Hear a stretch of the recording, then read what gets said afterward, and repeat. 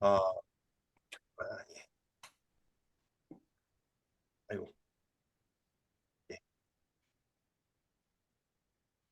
예, 사회적 목회는 어, 목회 사역부터 이제 시작을 하게 됐죠. 이제 목회 사역은, 뭐 강의 시간에 말씀합니다만, 어, 70년대 초, 60년대 말, 독일에서 68세대들 나타나면서 사회적 변동이 일어나고 그런 것들이 신학에도 영향을 주면서 그동안 가지고 있었던 그 목회 신학, 목회자 중심의 그러한 그 학문 방향에서 프락시스, 현장 중심의 에, 학문으로 변환이 됐죠. 그래서 그때를 갖다가 실천신학 운동이 일어났는데 그때 이제 주변 학문들이 들어오기 시작하죠. 그래서 상담학도 들어오고 뭐 안에 심리학, 교육학 뭐 이럴 때 이런 것들이 주변 학문들이 들어오면서 실천신학이 많이 넓어졌는데 그때 이제 사회학도 같이 들어옵니다. 근데 사회학이 같이 들어왔는데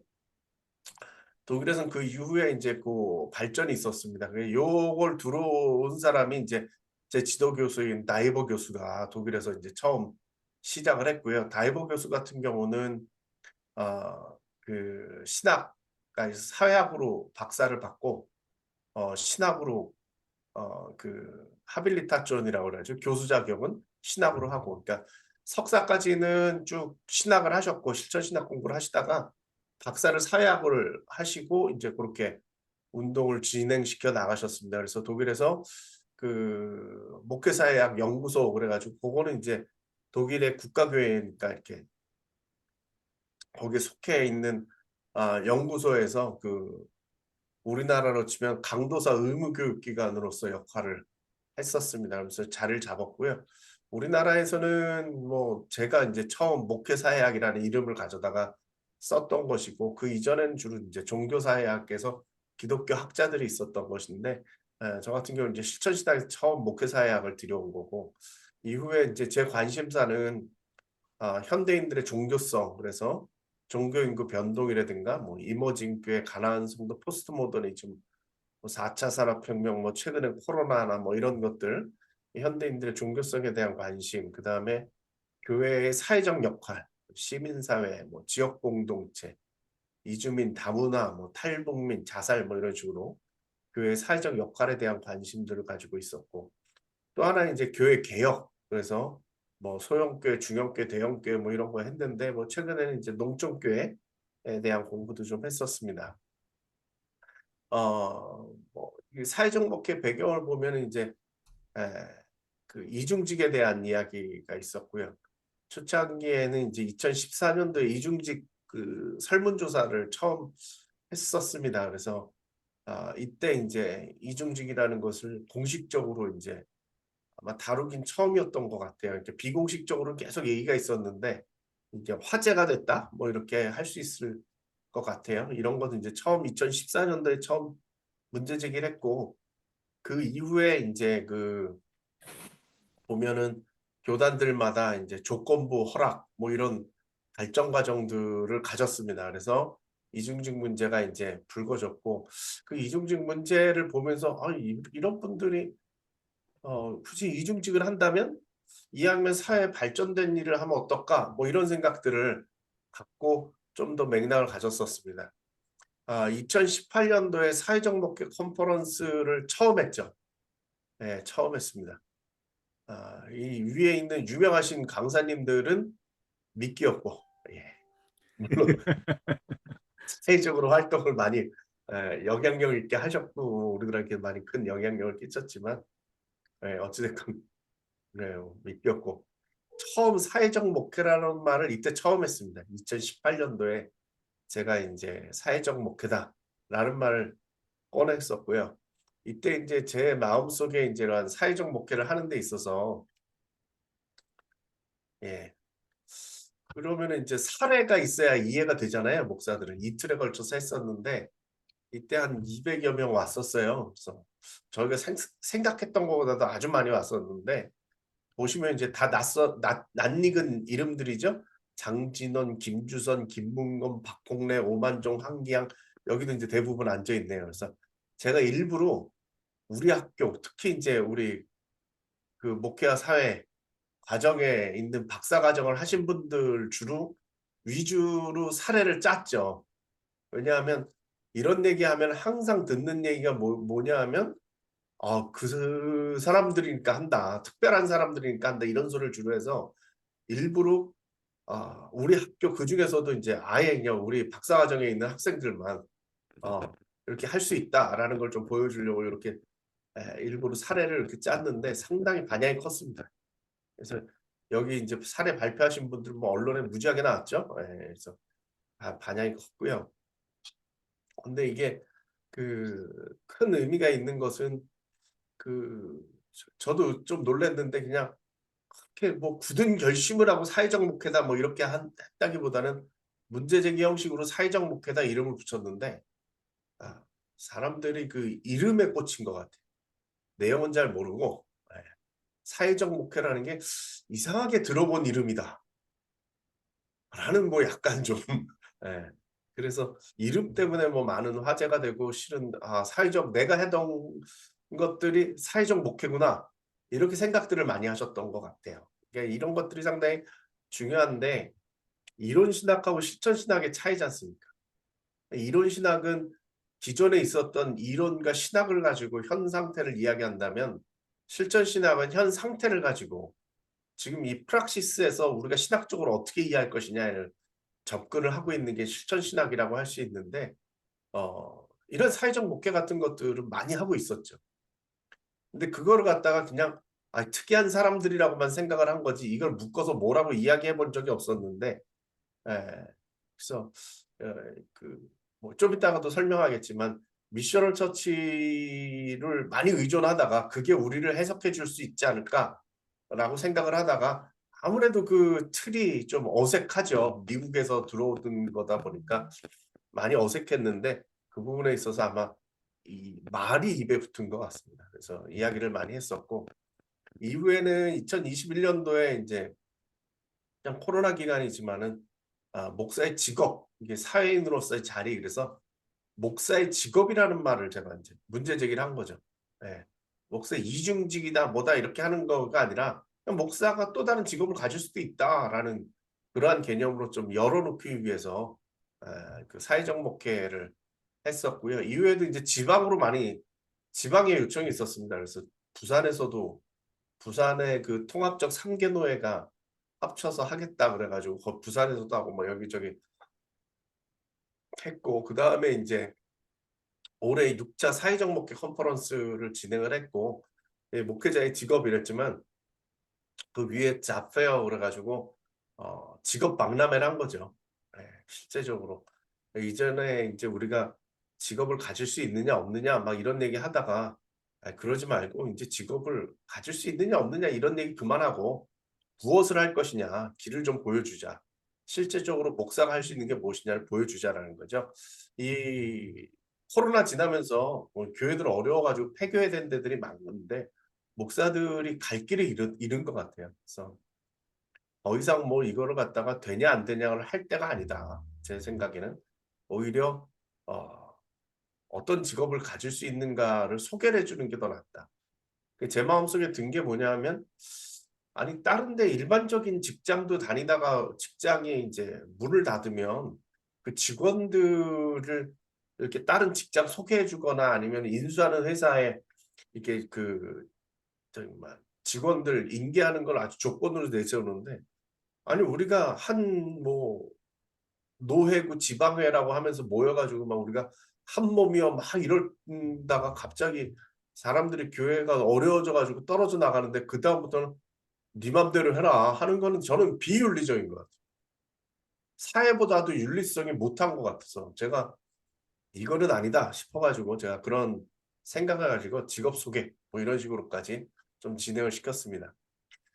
사회적 목회의 유형은 제가 볼 때는 한 4 가지 정도로 나눴는데요. 소통형 목회는 뭐 카페, 아이들 놀이방, 도서관, 콘서트 그래서 이런 매개를 가지고서 인제 서로 소통할 수 있는 소통형 목회다. 복지형 목회다. 이거는 뭐 지역 아동센터, 방과후 학교, 노인 돌봄, 뭐 복지관 뭐 여러 가지가 있겠죠. 뭐 고런 복지형 목회가 있고요. 지역사회형 목회는 이제 우리가 뭐 잘 알듯이 마을 목회, 지역운동, 지역 사업하는 거, NGO 뭐 이런 것들이 있고요. 사회적 경제형 목회, 이거는 협동조합, 사회적 기업 뭐 이런 걸 통해 가지고 하는 것들이 있고, 그래서 사회적 목회는 아마 한 4가지 정도 분류가 되지 않을까 싶어서 이런 것들을 묶어서 사회적 목회라 할 수 있다라는 말을 하고 싶어서 내가 하는 거는 여기에 이렇게 속할 수 있겠구나 하는 걸 좀 표를 만들어서 좀 보여드리고 싶고요. 그동안 그 사회적 목회의 발자취를 보면 우리가 이제 초창기에는 사회 참여의 문제가 있었어요. 그죠? 사회 참여라는 말을 썼습니다. 그러니까 그 뭐 민주화 운동하고 이런 과정 속에서 교회가 거기에 참여를 해야 되느냐 말아야 되느냐. 사회 운동에 이게 그 당시에는 그 독재냐 반독재냐 뭐 이런 딱 양분이었잖아요. 예. 그러니까 거기에 있어서 참여를 할 거냐 말 거냐 이런 참여의 문제였고, 이후에 이제 70년대 넘어오면서부터 70년대 이후에 이제 간간히 나온 거죠. 이게 그 에큐메니칼 진영에서 사회 선교라는 말을 썼죠. 하나님의 선교를 가지고 사회 선교라는 말을 사용을 했었고요. 이게 이제 대표적인 케이스가 이제 뭐 그 도시산업 선교회, 아주 대표적인 케이스죠. 노동운동에 대해서 나왔던 거고요.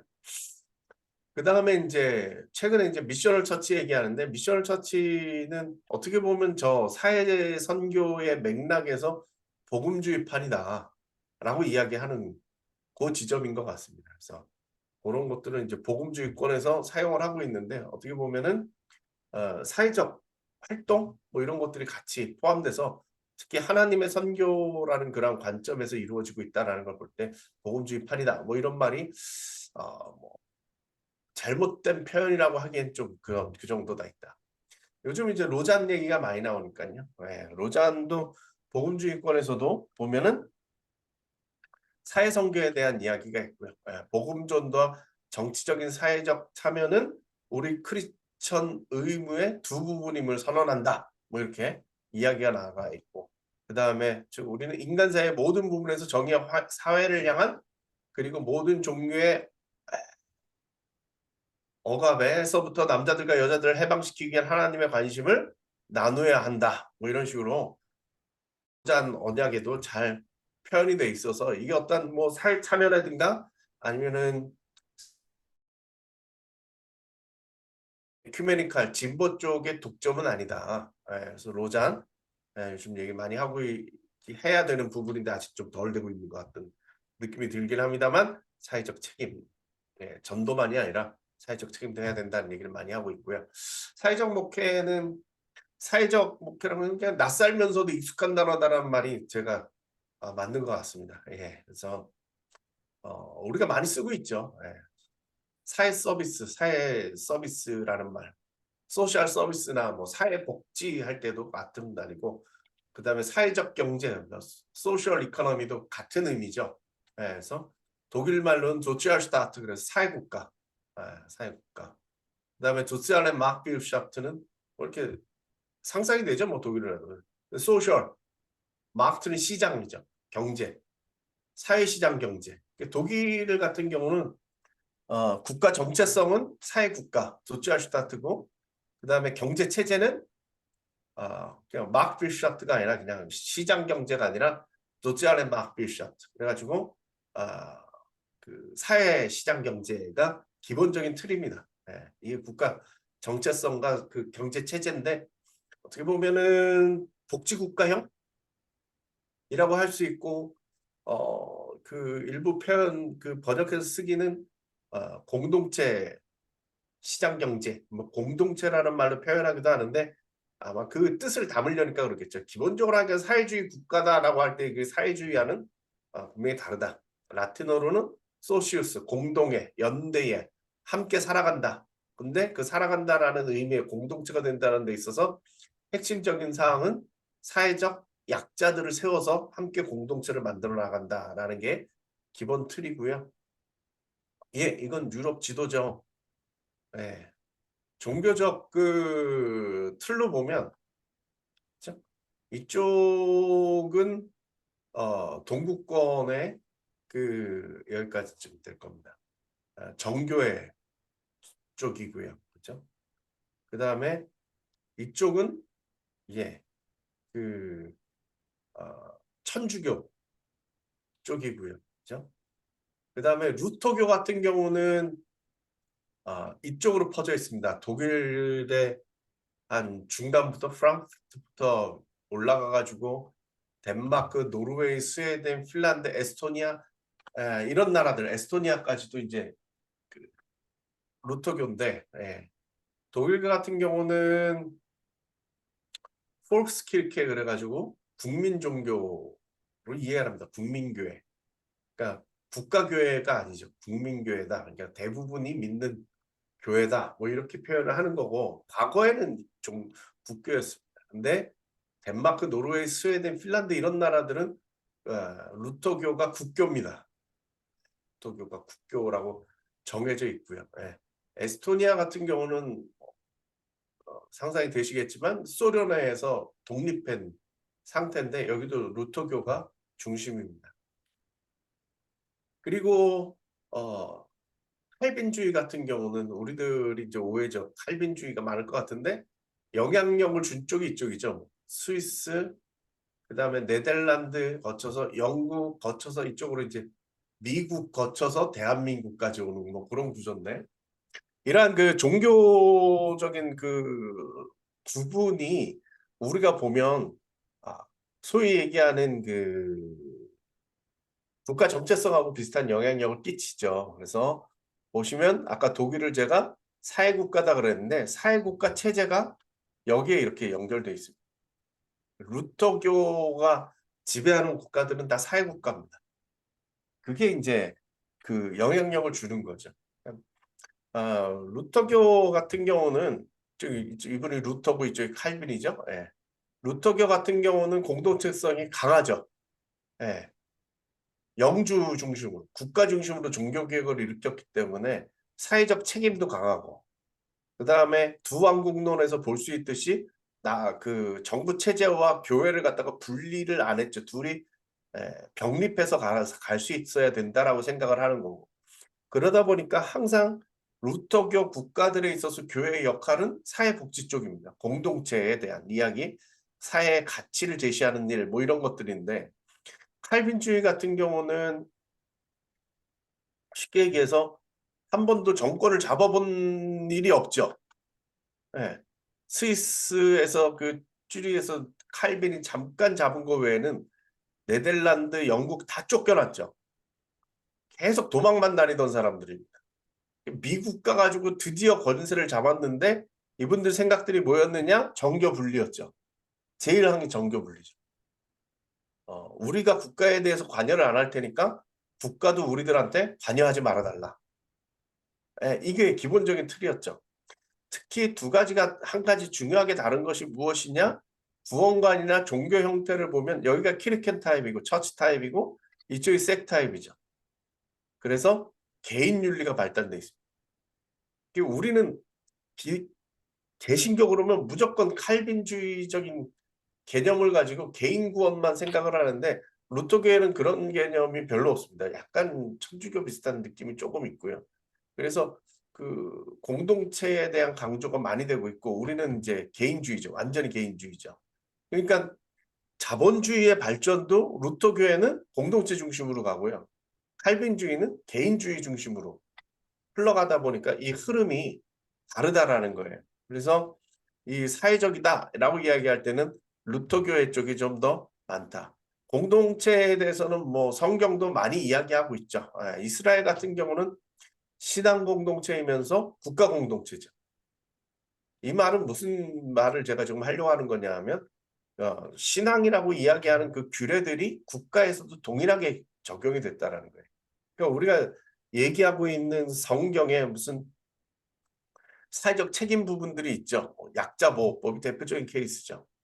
그 외에도 뭐 많은 것들이 나와 있지만 약자보호법을 기준으로 한다면 이것이 교회에서 그냥 이루어지는 것이 아니라 사회에서도 동일하게 이루어지는 거다. 그런 전통들이 사도행전에서도 그대로 이어지고 있었다. 이어지고 있었다. 라고 볼 수가 있습니다. 그래서 성경에서 가장 기본적으로 공동체는 어떤 것이다? 국가 공동체는 어때야 된다? 사회 공동체, 교회 공동체에서 끝나는 것이 아니라 사회 전체적인 공동체까지 다 보여주고 있었다라는 것입니다. 신학적으로는 우리가 그 교회를 어떻게 보느냐의 문제인데, 예, 하나님의 백성으로서 이해를 한다라고 한다면 그것은 이스라엘을 통해서 인류의 구원이라고 얘기하는 우리 학교에서 많이 이야기하는 그 신학적인 배경이죠. 그렇죠? 하나님께서 그 하나님의 백성을 통해서 인류를 구원하시고 한다.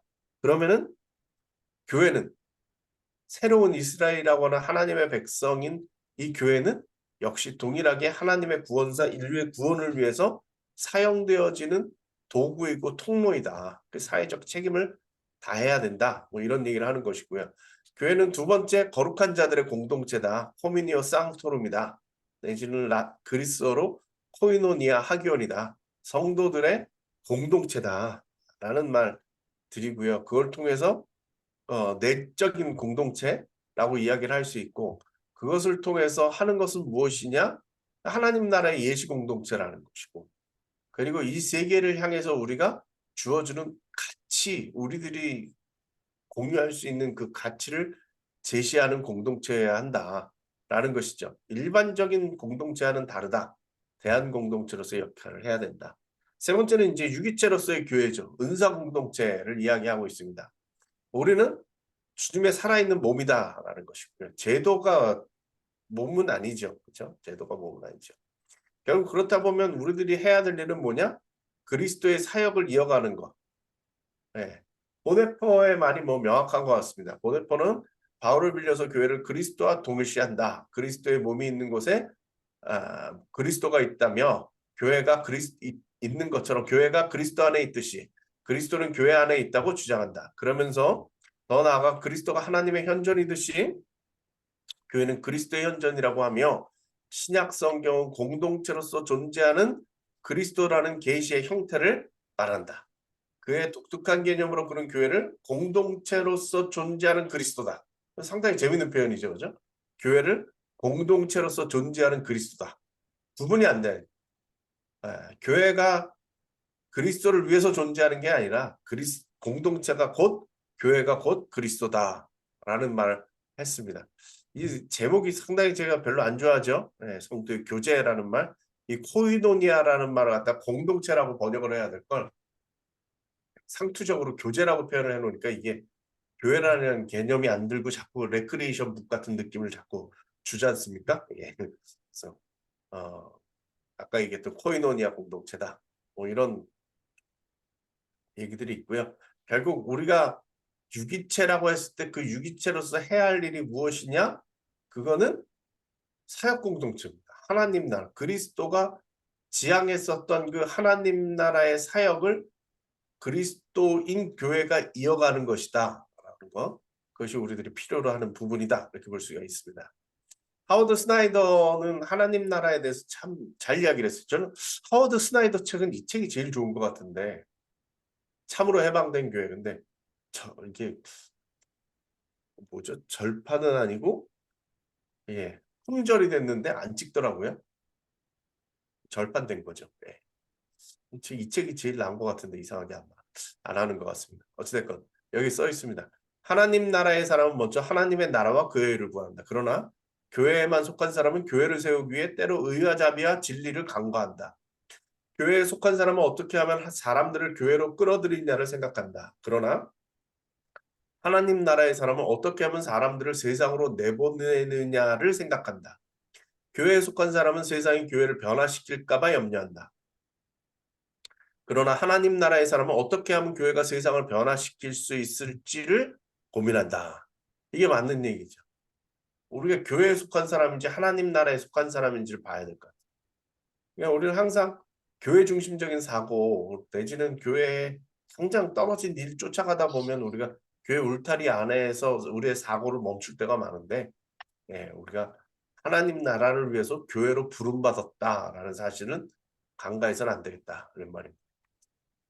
예, 보네퍼죠. 타자를 위한 교회. 예, 교회는 타인을 위해 존재할 때만이 교회다. 예. Die Kirche ist nur Kirche, wenn sie für andere da ist. 여기서 이 제가 오늘 굳이 쓴 이유는 누어라는 키르케라는 게 교회죠. Die Kirche ist nur Kirche라고 할 때 이게 올립니다. 예. 교회는 다른 사람들을 위해서 존재할 때 교회다. 이게 올바른 번역이 아니라 올바른 번역은 존재할 때 많이 교회라는 거예요.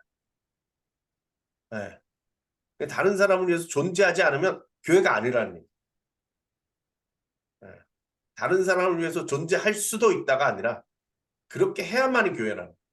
그렇지 않으면 교회라고 할 수가 없다. 이 말입니다. 그래서 좀 더 우리가 좀 결단력 있게 좀 봐야 될 구절이 아닌가 싶어서 넣었습니다. 네.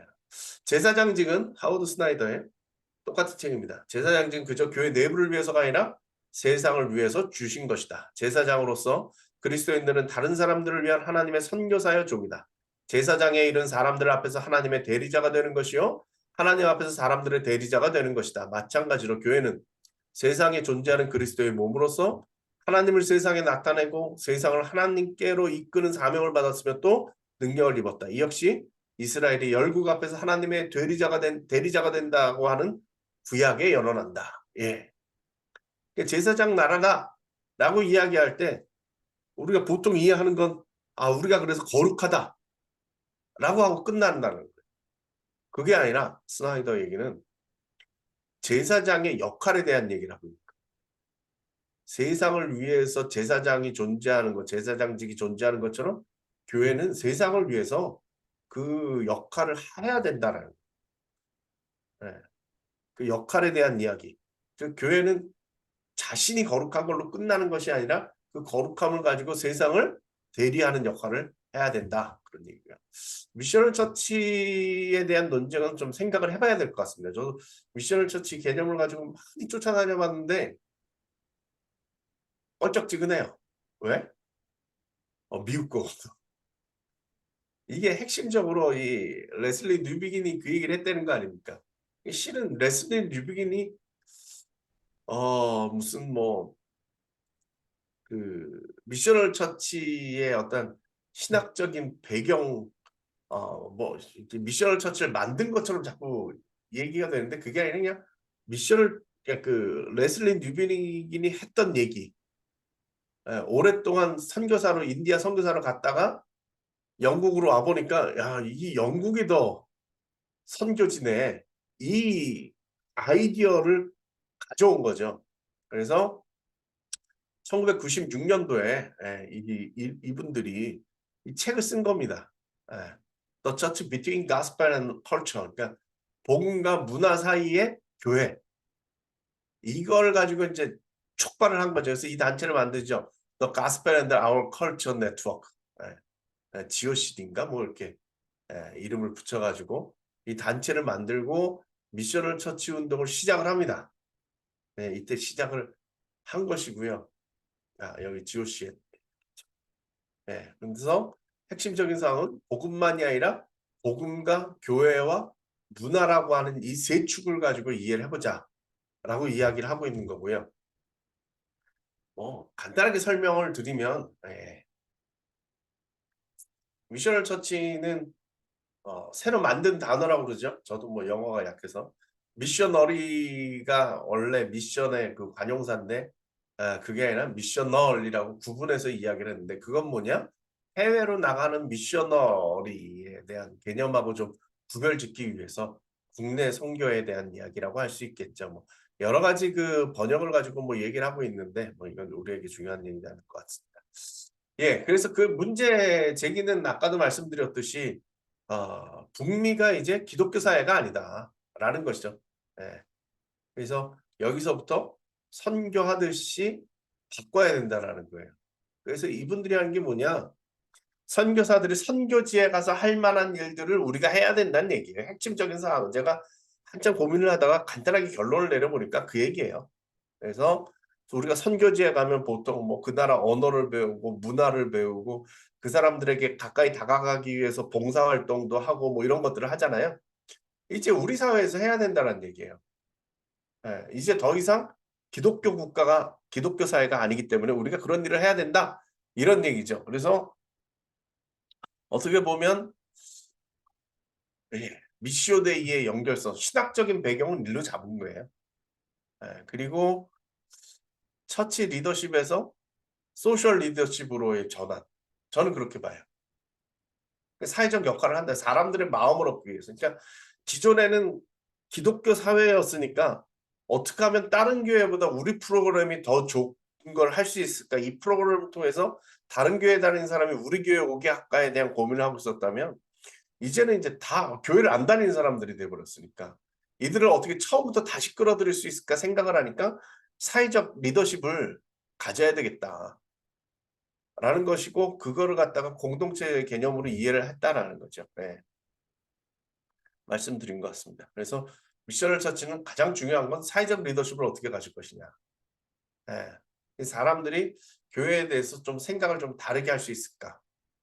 예. 그래서 어떻게 우리가 그들에게 오라고 하는 개념이 아니라 갈 수 있을까에 대한 개념을 가지고 있었다는 거죠. 목회자 이중직은 뭐 우리가 워낙에 많이 했기 때문에 굳이 뭐 말할 필요는 없을 것 같은데 제가 생각할 때 아까 좀 설명을 쭉 드렸기 때문에 특별히 할 건 없는데 이제 다양한 인제 직종을 가져야겠다라고 저는 생각을 합니다. 예 아까 그 우리 컨퍼런스 하면서도 어제도 잠깐 말씀을 드렸는데 인제 제가 생각할 때는 한국 교회 인제 지각 변동이 일어날 것 같습니다. 한국 교회라는 데가 되게 그 우리가 스스로는 막 욕을 많이 합니다만 저는 '한국 교회처럼 위대한 데는 없다.'라는 생각이 드는 게 뭐냐하면 80%가 미자립 교회잖아요. 근데 이 80%를 자립하는 교회 또이또이 말고 자립하는 교회 한 10% 실제적으로 돈을 낼 수 있는 교회 한 5%가 끌고 온 거거든요 여태까지. 최근 상황은. 그러니까 이게 다 후원이잖아요. 80%는 자기 미자립했다는 얘기는 뭐냐면 다른 후원이 으로 살아왔다니 일부든 뭐 다건 간에 다른 후원이 인제 그걸 자리를 차지하는데 그 후원이 어디서 났겠어요. 다 큰 교회거든요. 그러니까 뭐 한 5% 뭐 크게 잡아서 한 10% 정도가 80%를 끌고 간 거예요. 근데 교인이 기하급수적으로 줄어들고 있어요. 그리고 미자립 교회들은 훨씬 더 많아지고 있어요. 큰 교회들은 앞으로 지금까지는 그래 버텼는데 앞으로 재정적인 압박을 당할 거예요. 그러면은 여태까지 우리 한국 교회가 가지고 있었던 이 아름다운 전통이라고 할 수 있을까? 이런 공동체 의식 5%가 80%를 끌고 가는 이 공동체 의식이 계속 유지가 될 수 있을까? 저는 의문이 들어요. 실제적으로 교인이 최근 한 20년 10년 뭐 10몇 년 20년 사이에 한 25% 줄어들었거든요. 근데 교회는 늘어났어요. 그럼 이 구조는 유지가 될 수 없는 구조거든요. 그러니까 이러고 버티다가 확 무너지느냐 아니면은 빨리 이렇게 구조 조정을 해야 되느냐 이런 판국에 와 있는데 지금 이제 활로를 찾은 게 실은 이중직이죠. 예. 보조를 줄이고 각자 직업을 가지고 유지를 한다. 저는 이게 길이라고 저는 생각을 하는 거예요. 네. 그리고 목회를 이제 그만하실 분들은 관두고 다른 직업을 찾을 수 있도록 도와주는 것도 저는 중요한 테마라고 저는 생각을 해요. 한국교회 전체적인 구조를 볼 때 별 수 없이 이렇게 갈 거예요. 그러면 한국교회 전체적인 구조의 그런 그 변화가 일어나겠죠.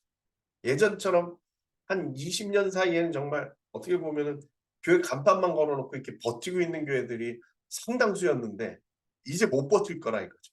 그러면 이분들이 뭘 어떻게 길을 찾을 것이냐에 대한 고민이 생기는데 그럴수록 이제 그냥 일반적인 직업도 중요하지만 이왕이면 사회적 목표로 갈 수 있도록 우리가 좀 인도를 해야 되는 게 아닌가 싶어서 이런 것들을 좀 더 강조를 하고 있는 그런 상황입니다. 예. 뭐 예 우리 동네에 하나님 나라를 만들어 간다. 이게 우리의 사명 아니겠습니까? 예. 사회적 목회 뭐 이런 걸 하고 있고 실은 뭐 요즘 제일 가는 관심사는 농촌이거든요. 농사는 제가 한 번도 안 지어봤는데, 농촌교회 연구를 작년부터 이제 실태조사 해보고 있는 걸 하니까, 농촌교회가 기회인 것 같아요. 그래서 요번 학기 우리 그 사회적 목회 과정에서 농촌 목회 한 학기 지금 공부하고 있는데, 어, 반응이 뜨거워요. 예. 황미영 목사님 맞죠? 예. 반응이 뜨거워요. 지금 길이 보여요. 예. 그 이야기하면 길어지니까. 이것도 농촌 목회도 우리 사회적 목회에서 한번 엮어서 한번 해볼 만하지 않을까. 저는 그런 생각을 갖고 있습니다. 예, 여기까지 하도록 하겠습니다.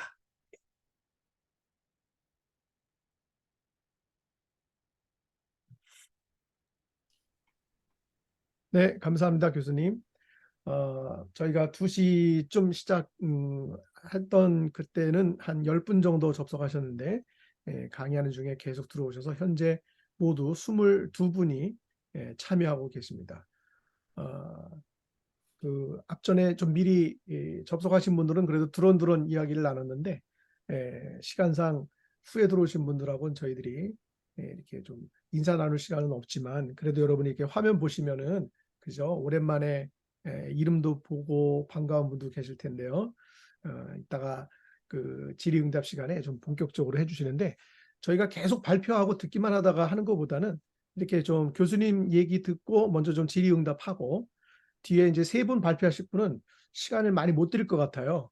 10분에서 15분, 최대 15분, 그러니까 10분에서 15분 정도로 축약해서 발표하고, 왜냐면 자료집을 저희들이 다 배포해 드렸기 때문에 그걸 뭐 읽듯이 하는 것보다는 교수님의 말씀을 기본으로 해서 중복되는 거 빼고 좀 이야기를 발제하듯이 좀 전개하시면서, 이따가도 그 3분의 발표 들은 다음에 좀 토론이 있겠습니다만, 먼저 교수님의 강의를 듣고 뭐 질의하시거나 뭐 이렇게 좀 뭐 하실 말씀이 있으시면 그 시간을 좀 먼저 갖도록 하겠습니다.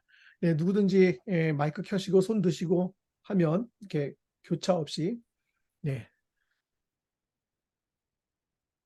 될 것 같습니다. 네, 누가 먼저 물 고를까요?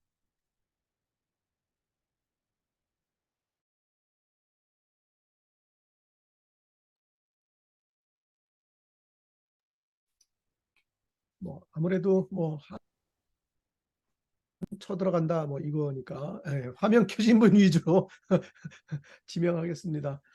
오랜만에 또 우리 학교를 오시려다가 못 오신 우리 김주선 목사님께서 먼저 물꼬를 터주시죠. 뭐 교수님께 질문하셔도 되고 본인이 뭐 생각하는 거 얘기하셔도 좋고 그렇습니다. 사회적 목회에 대해서.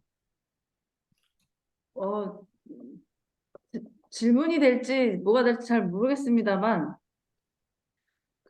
제가 1년 정도 이천의 율면이라고 하는 30가구 사는 농촌에서 1년 정도 일한 적이 있는데요. 그 율면 면사무소와 같이 일을 했었는데, 의외로 그쪽에서도 젊은 사람들이 가지고 있는, 여기서 젊다는 건 30대를 말하는 게 아닙니다. 40대, 50대 얘기하는 거고요. 젊은 사람들이 동네를 다니기만 해도 너무 호의적이더라라고 하는 경험이 있고, 초중고등학교 합쳐서 70명밖에 안 됐었거든요. 근데 거기 친구들도 처음에는 우리 동네에 남겨진 거에 대한 좌절감이 너무너무 많았었는데, 시내에 가지 못한 거에 대한 슬픔이 많더라고요. 그럼에도 또 그 안에서 뭔가를 만들어내는 모습들을 보면서, 좀 전에 이제 교수님께서 농촌에 관심이 많이 있으시고 연구 중이시고 또 길이 보인다라고 말씀 주셨는데, 이제 아무래도 저는 좀 젊은 사람들에 대한 생각을 하는 사람 입장에서는 농촌에 가면 장년 목회만 해야 되고 노년 목회만 해야 된다라고 하는 어떤 선입관 같은 것들을 좀 벗고 농촌을 바라보는 것이 참 좋겠다, 필요하다, 그리고 가능하다 이런 말씀도 드리면서 어떻게 하면 좋을까에 대한 고민은 하고 있다. 뭐 이런 말씀 드릴 수 있을 것 같습니다. 또 우리 박아담 우리 그 제가 직함을 몰라서 죄송합니다. 박아담님 이렇게 오늘은 존칭을 생략하겠습니다. 네. 예, 아직 사회적 목표 개념이 정리가 아직 안 돼 있고요. 예, 아직은 더 배워야 할 부분이 예, 감사합니다. 예. 그래서 저기 자료집에 드린 대로 사회적 목회에 대한 실천신학적 이해라는 교수님의 그 논문을 잘 정독하시면 좋을 것 같습니다. 예, 또 한두 분 정도 더, 네, 화면 켜고 계신 우리 황미연 목사님 또 우리 박권혜 목사님 차례대로 하시고 다음으로 넘어가겠습니다. 네. 사회적 목회, 제일 마지막에 사회적 목회로 나아가라 했는데, 네, 잘 나아가겠고요. 그리고 아까 미션을 처치해서 이렇게 선교지에 이렇게 가면은 문화를 배우고 언어를 배우고 또 이제 봉사를 통해서 선교 일을 이렇게 해 나간다는 그 이야기를 이렇게 듣는데 좀 찔림이 왔습니다.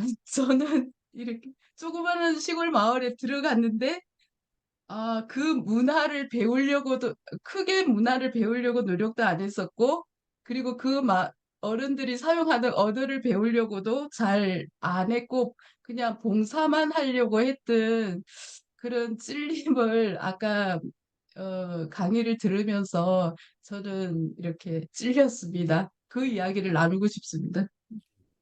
네. 찔림이 있으시면 또 좋은, 아이고, 그 다음에 어쨌든 복 목사님 받아주시죠. 이사님. 예, 예. 조 교수님 감사합니다. 아까 미셔널 처치 말씀을 나누는데 저도 이제 사실 미셔널 처치에 대한 책도 여러 가지 읽어보고 실체를 파악하려고 하는데 미셔널 처치에 대해서는 다양한 면을 얘기하기는 하지만 어떻게 미셔널 처치가 된다, 어떻다 하는 것에 대한 사실의 그 실천신학적인 측면은 조금 부족한 것 같더라고요. 그러니까 미셔널 처치의 예배, 미셔널 처치의 설교 뭐 이런 식으로 얘기는 많이 나오지만 더군다나 미셔널 처치 선교적 교회라고 하는 책 자체가 그 좀 여러 가지를 모아놓은 것 같은 그런 기분이 들었기 때문에 좀 부족한 것 같은데요. 근데 거기에 비교해서 제가 연구한 것과 생각해 봤을 때 미션 쉐이프드 처치는 훨씬 더 나은 것 같아요. 그러니까 영국에서 나온 프레스 익스프레션이라고 표현되고 있는 선교, 우리나라는 선교형 교회라고 번역됐는데 미션 쉐이프드 처치는 구체적으로 시작부터 끝까지 어떻게 미션 쉐이프드 처치를 개척할 것인가, 교회를 어떻게 시작해서 개척할 것인가 하는 모든 프로세스가 미션 쉐이프드 처치의 훈련 프로그램이나 이런 것들은 아주 탁월하게 되어 있거든요. 그래서 이 미션 쉐이프드 처치와 아주 재밌는 게 그 마을 만들기에서 하고 있는 프로세스하고 똑같고요. 그 동시에 예를 들자면은 그 스탠퍼드 대학에서 나왔던 그런 훈련 과정이나 또는 어떤 만들어가는 과정들 이런 것들이 다 비슷한 것을 발견했습니다. 그래서 미셔널 처치라고 하는 개념은 이제 우리 선교사 목사님 교수님이 미국이라고 해서 좀 그런데 사실 미션 쉐이프드 처치는 영국이니까 조금 낫지도 않을까 이런 생각이 들고요. 오히려 그 영국의 성공회라고 하는 하이 처치나 로우 처치나 모두가 다 미션 쉐이프드 처치를 그러한 틀을 통해서 많은 교회가 개척되고 있다. 사회적 목회를 하는 교회가 개척되고 있다라고 하는 그런 것들에 대해서 좀 관심을 갖고 좀 더 그쪽에 좀 연구를 해볼 필요가 있지 않나 생각을 합니다. 근데 한국 교회에서도 재밌는 게요. 이 미션 쉐이프드 처치에서 미션 쉐이프드 처치를 가지고 성공회 쪽에서 석사 과정을 만들었더라고요. 하여튼 이 성공회는 굉장히 발빠르게, 물론 그게 성공회 쪽에 나온 거지만은 발빠르게 이렇게 움직이고 있는 것 같아서 아마 이 부분들에 대해서도 좀 연구하는 것이 필요하지 않을까 이렇게 생각을 합니다. 예. 네. 다음 순서로 넘어가기 전에 제가 좀 잠깐 정리 한번 하고 넘어가겠습니다.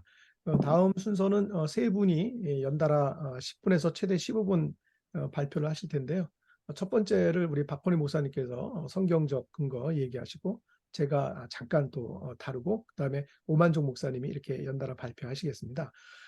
제가 들으면서 또는 이 포럼을 준비하면서 그러면 사회적 목회가 뭐냐 이제 항상 우리가 기본적으로 뭐 개념 정의를 하려고 할 때 제가 주변에 사람이 그런 질문을 해서 제가 대신 드리는 건데 저희가 이중직 얘기하고 뭐 이제 목사의 직업 이렇게 얘기하다 보니까 사회적 목회 대상이 목회자냐 사회적 목회 대상이 교인이냐 아니면 그야말로 일반 사회를 포함하는 거냐.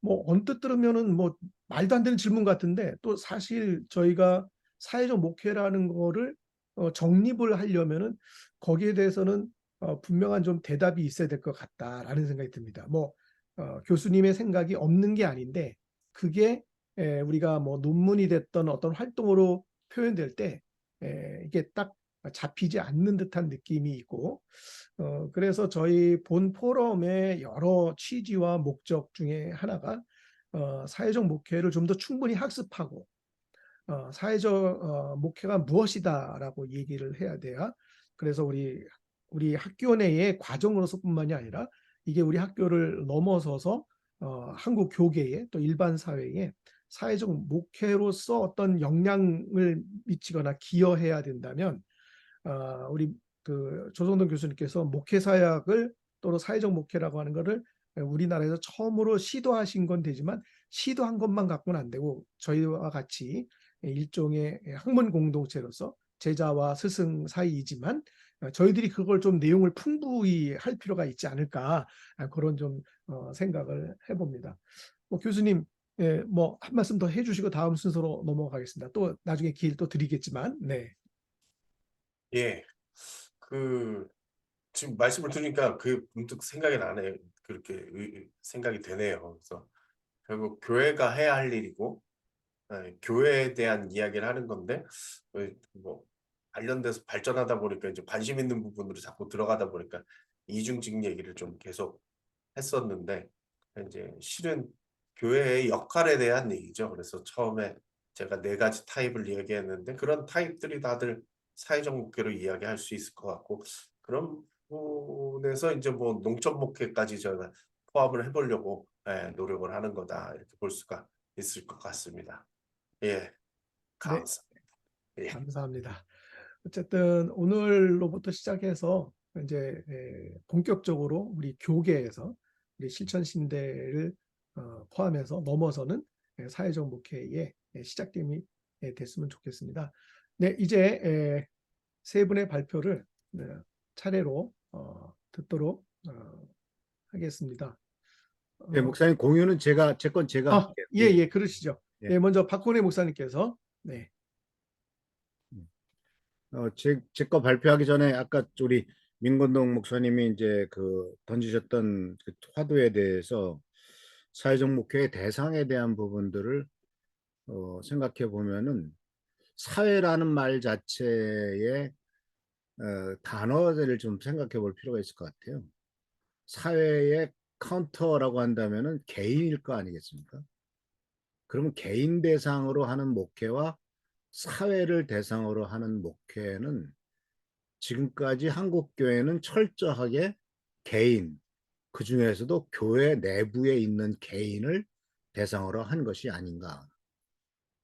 사회적 목회가, 개인 목회가. 근데 사회적 목회라고 한다면 그 대상이 개인이 아니라 집단이 어떤 특별한 집단으로 가야 될 필요가 있는데 그것이 이제 사회적 목회 쪽에서 조금 나가다가 사실은 이중직은 목사라고 하는 개인에 대한 이야기로서 된 거지 사실은 성도들과는 사실은 좀 동떨어진 얘기가 아닌가. 그거는 좀 한번 생각해 볼 필요가 있는 것 같아요. 그래서 이것이 개인의 니드냐 아니면은 어떤 집단의 니드냐. 집단의 니드나 욕구를 채워줄 때 이것은 사회적 목회 쪽으로 갈 수 있겠지만 물론 개개인의 필요를 채워주지만 동일한 필요를 갖고 있는 집단. 이것은 사실은 국가적으로도 영향을 주는 문제거든요. 개인의 욕구는 개인적인 문제지만 그러니까 이렇게 표현할 수 있습니다. 개인의 욕구는 민원이지만 집단의 욕구는 이거는 정치로 가야 됩니다. 개인의 욕구는 민원적으로 처리해야 되게 돼요. 그 사회에서 그 정부에서 일하는 거 보면 그러나 어떤 집단 그러니까 개인의 예를 들자면 장애인들의 개인의 이동권의 문제는 나 안 돼 이러면 그 개인의 문제로서의 민원 처리가 되지만은 그 전장현 전국 장애인 연합회가 한꺼번에 모여가지고 우리들의 이동권을 요구하라고 해서 지하철을 점령하게 했을 때 이거는 굉장히 큰 사회적 이슈가 되고 정치 문제가 되거든요. 그랬을 때 우리가 목회라고 하는 부분도 개인의 입장에서 개인의 끝나는 것이 아니라 전체로 나갔을 때 이것은 어떻게 할 것이냐 할 때 사회적 목회 분야에 대해서 그런 부분들을 한번 생각해 볼 수가 있을 것 같아요. 그래서 이제 오늘 제가 말씀드릴 것은 이제 전에도 한번 말씀드린 부분이 있습니다만은 그것을 이제 조금 해석해서 나가려고 하는 것이 바로 뭐냐면 이 그 요한복음 4장에 나오는 말씀에서 주어진 시간이 많지 않기 때문에 짧게 말씀드리겠습니다. 요한복음 4장에서 예수님과 그 사마리아 여인과의 대화를 볼 때 저는 이제 이런 분야로 좀 생각을 해봤거든요. 예수님의 마을 목회 또는 예수님의 사회적인 접근 방법에서 이제 예수님께서 어떻게 요한복음 4장에서 이 개인의 한 여인의 문제로서 끝나는 것이 아니라 사마리아라고 하는 또는 수가성이라고 하는 하나의 집단의 문제의 해결책으로 나가게 되었는가 하는 것을 한번 생각하는 기회가 있었습니다. 이 뭐 우리는 이 사마리아 여인 요한복음 4장 하면 사마리아 여인의 그 남편 뭐 다섯 이 얘기에 관심이 더 초점을 꼽히기가 쉽지만 그 부분이 아니라 저도 이제 이 여인과의 대화 속에서 많은 얘기를 생각했었지만 근데 예수님께서는 이 여인의 대화 속에서 나타났던 또 것들을 바탕화면이 저희한테 보입니다. 그래요?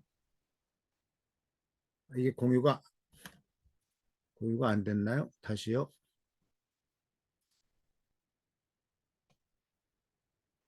예, 죄송합니다. 거꾸로 해놨군요. 예, 됐습니까? 보이시나요? 예, 예, 죄송합니다. 자, 예수님에 대한 얘기를 했을 때 예수님이 요한복음 4장에 나오는 이 말씀 속에서 이제 예수님과 여인과의 대화를 잘 연구해 보면은 사실은 어, 다양한 접근을 할 수가 있거든요. 그중에서 이제 상담학적인 접근도 있고 이제 커뮤니케이션의 기준으로서의 요한복음 4장으로 볼 수도 있고 마을 목회적 해석으로 볼 수 있는데 오늘 제가 같이 생각해 보려고 하는 것은 바로 뭐냐면은 이 여인에게 있어서 이 여인에게 있어서의 욕구 파악 및 문제 해결 이런 입장에서 봤을 때 이것이 아까 제가 말씀드렸던 대로 이게 개인의 문제냐 아니면은 사회적인 문제냐라고 하는 것을 이렇게 발전시켜 나가는 것을 볼 수가 있어요. 그래서 먼저 이제 상황 파악에 대한 설정 그런 이런 것은 이제 나중에 그 교재를 한번 보시면 되고요. 근데 사마리아 여인의 욕구를 발견한 문제에 보면은 개인적인 욕구와 필요를 발견했죠. 그게 바로 뭐냐면 물을 달라는 것으로 상징적으로 보여주는 것이죠. 그런데 사회적인 욕구와 필요가 있었습니다. 어디에서 예배를 드려야 되느냐라고 하는 질문이죠. 저는 옛날에 이 부분에 대해서 깊이 생각하지 못했을 때는 이 여인이 말꼬리 돌리려고 남편 다섯 이런 얘기가 곤란해지니까 예배의 장소를 물어본 것이 아닌가라고 하는 그 같은 조금 어리석은 생각을 했습니다만은 그게 아니라 이 여인의 욕구를 잘 봤을 때 개인적인 욕구가 상수를 주십시오. 이런 부분, 뭐 이건 많이 설교했던 부분이고 많이 얘기했던 부분인데 사회적인 욕구로 나가게 된다면 이거는 굉장히 깊은 오래전의 역사적인 문제라는 얘기죠.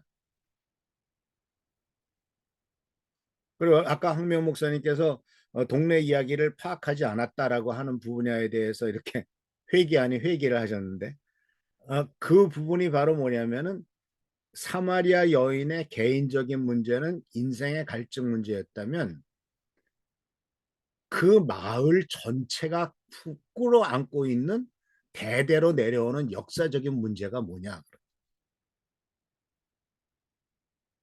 이건 선교 현장에 나가면 바로 부딪히는 문제예요.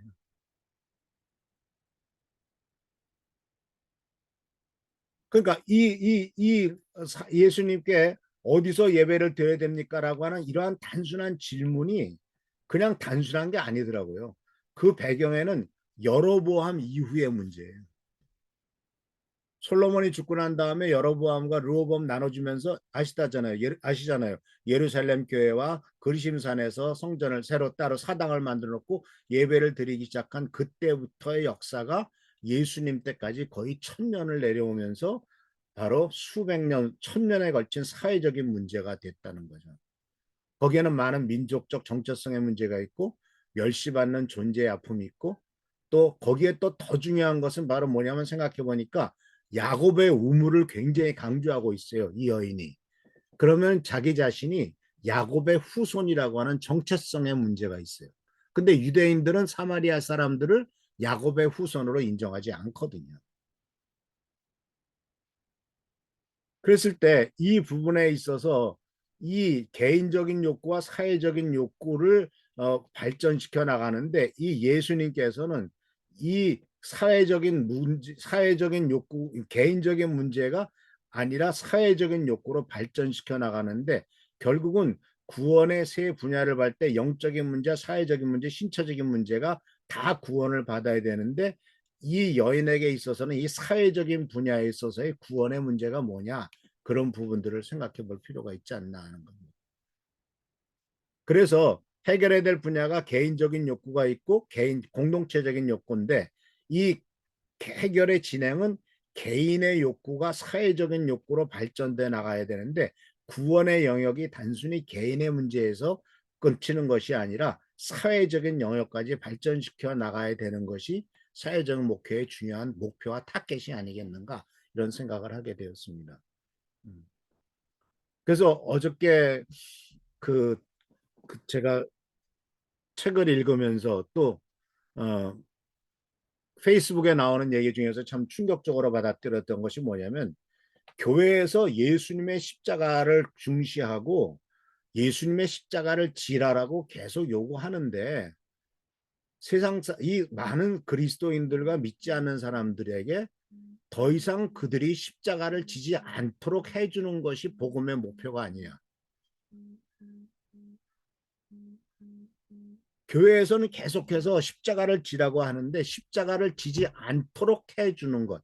이 세상의 삶의 십자가를 지지 않도록 교회가 도와줘야 되는 것이 진정한 목회의 방향이 아니라라고 하는 그런 질문을 던지더라고요. 조금 굉장히 레디컬한 질문이기도 합니다. 도전이기도 합니다만은 생각해 볼 만한 질문이 아닐까 이런 생각이 들었어요. 그래서 이 해결의 과정이 개인에서 사회로서의 구원의 영역을 단순히 개인 구원이 아니라 사회적인 그 사회 전체가 변화되는 이러한 방향 속으로 나갈 것이 필요하지 않겠나 하는 것입니다. 그래서 이런 것을 이제 사회적 목회적인 접근을 했을 때는 개인과 사회의 문제의 파악, 지역사회에 대한 사전 이해, 그래서 역사 이해와 사회적 갈등의 문제를 이해해라.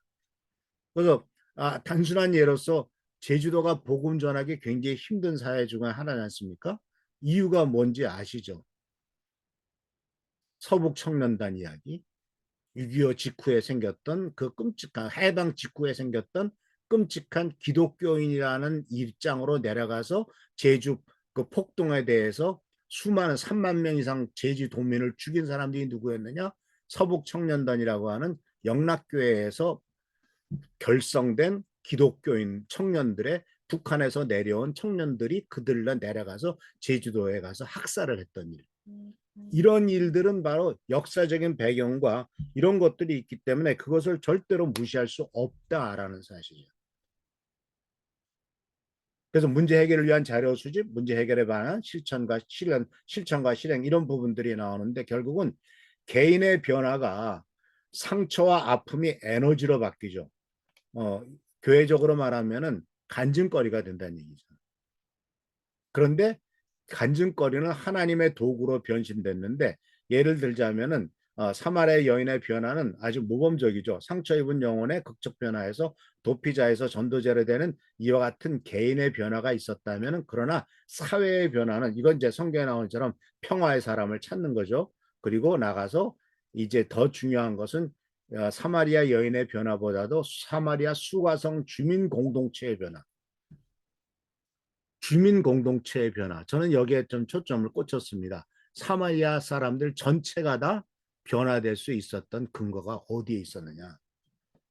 처음에는 예수님에 대해서 굉장히 민족적인 적대감이 있었잖아요.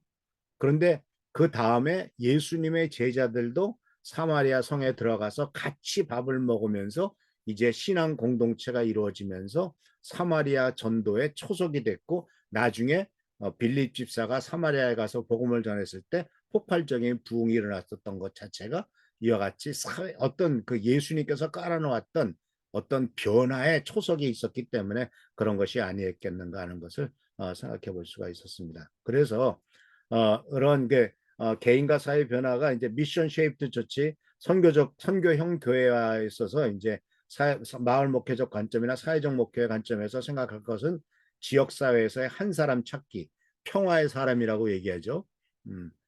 누구든지 한 사람을 찾아서 그 집에 들어가서 예수께서 하신 말씀이잖아요. 그 집에 들어가서 묵으면서 전도를 하라 말했습니다. 그래서 헌신과 섬김과 헌신으로 변화시키고 휴먼 에이전시, 한 사람이 변화됐을 때 그 사람을 통해서 사마리아 여인이 변화됐을 때 그 여인의 변화 한 사람이 사마리아 마을 전체를 변화시키겠다 하는 것은 적절한 비유가 될지 모르겠습니다만은 원숭이에게 그 도구를 가르쳐 주는 것은 굉장히 도구를 사용해서 뭘 하는 것은 가르쳐 주는 것이 굉장히 힘든 일이지만은 원숭이가 배우면은 그 원숭이가 다른 원숭이를 가르치는 것은 쉬운 일이다.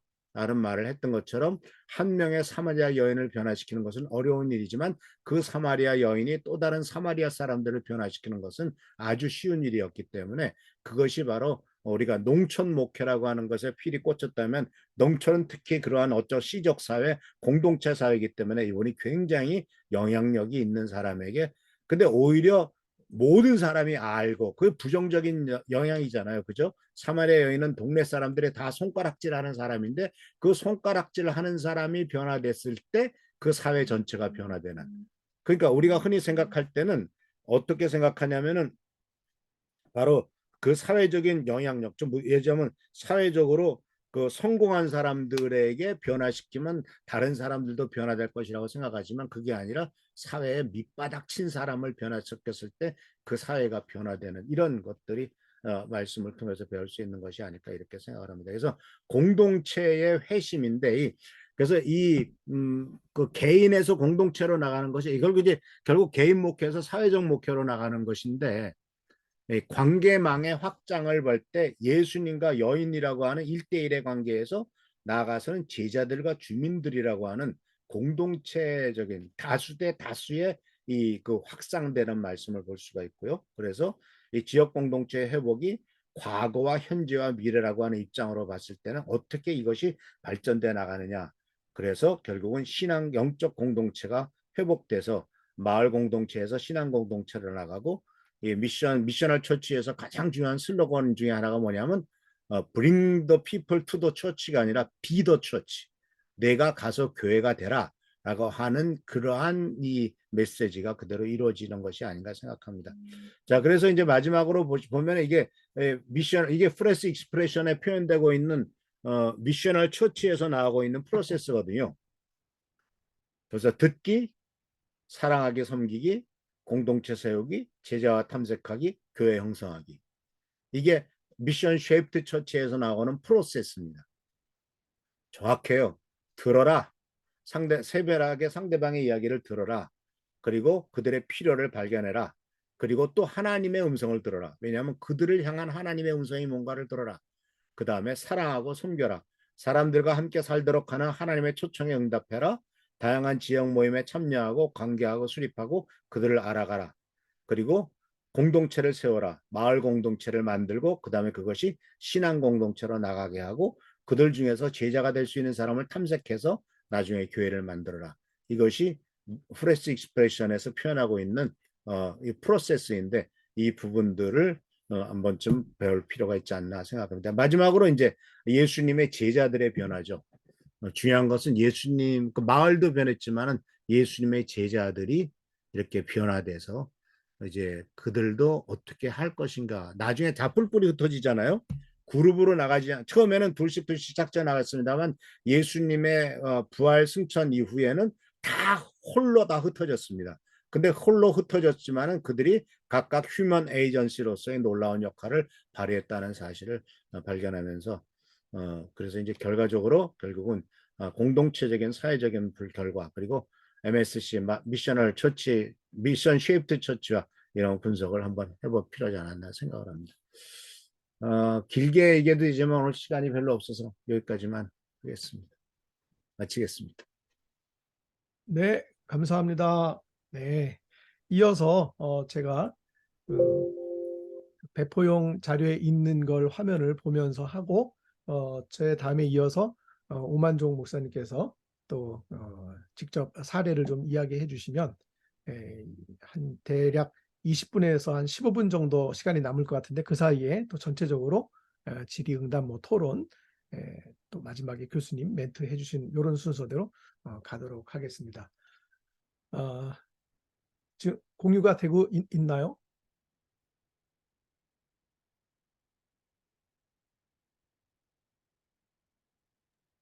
예, 네, 근데 저는 좀 크면 좋을 것 같습니다. 제가 화면이 잘 안 보여가지고 네.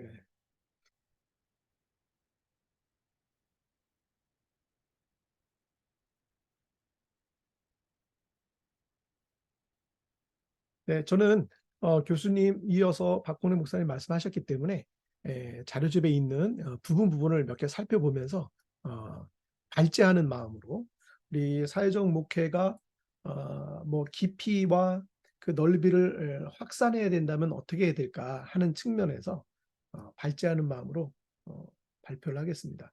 뭐 그래서 사회적 목회가 뭐냐 이렇게 얘기할 때 우리는 보통 이렇게 좀 정의할 수 있지 않을까 생각을 합니다. 교회나 다른 종교적 기관이 사회적 공정성, 정의, 그리고 뭐 복지를 증진하려는 노력을 포함해서 하는 전반적인 뭐 활동 또는 그게 이론 이렇게 이해할 수 있지 않을까 이렇게 생각을 합니다. 그래서 교수님께서도 다루셨지만 가난한 이들, 고통받는 이들, 소외된 이들, 약자 이런 사람들을 돕기 위한 서비스와 프로그램을 개발하고 실행하는 것이 포함이 되어야 되겠죠. 그런 의미에서 뭐 개인도 터치가 되고 궁극적 목적으로는 집단, 뭐 사회 이렇게 되겠고 그런 의미에서는 뭐 목회자의 이중직 내지는 그런 것들도 그런 과정으로서의 활동, 뭐 프로그램 이렇게 볼 수 있을 것 같고요.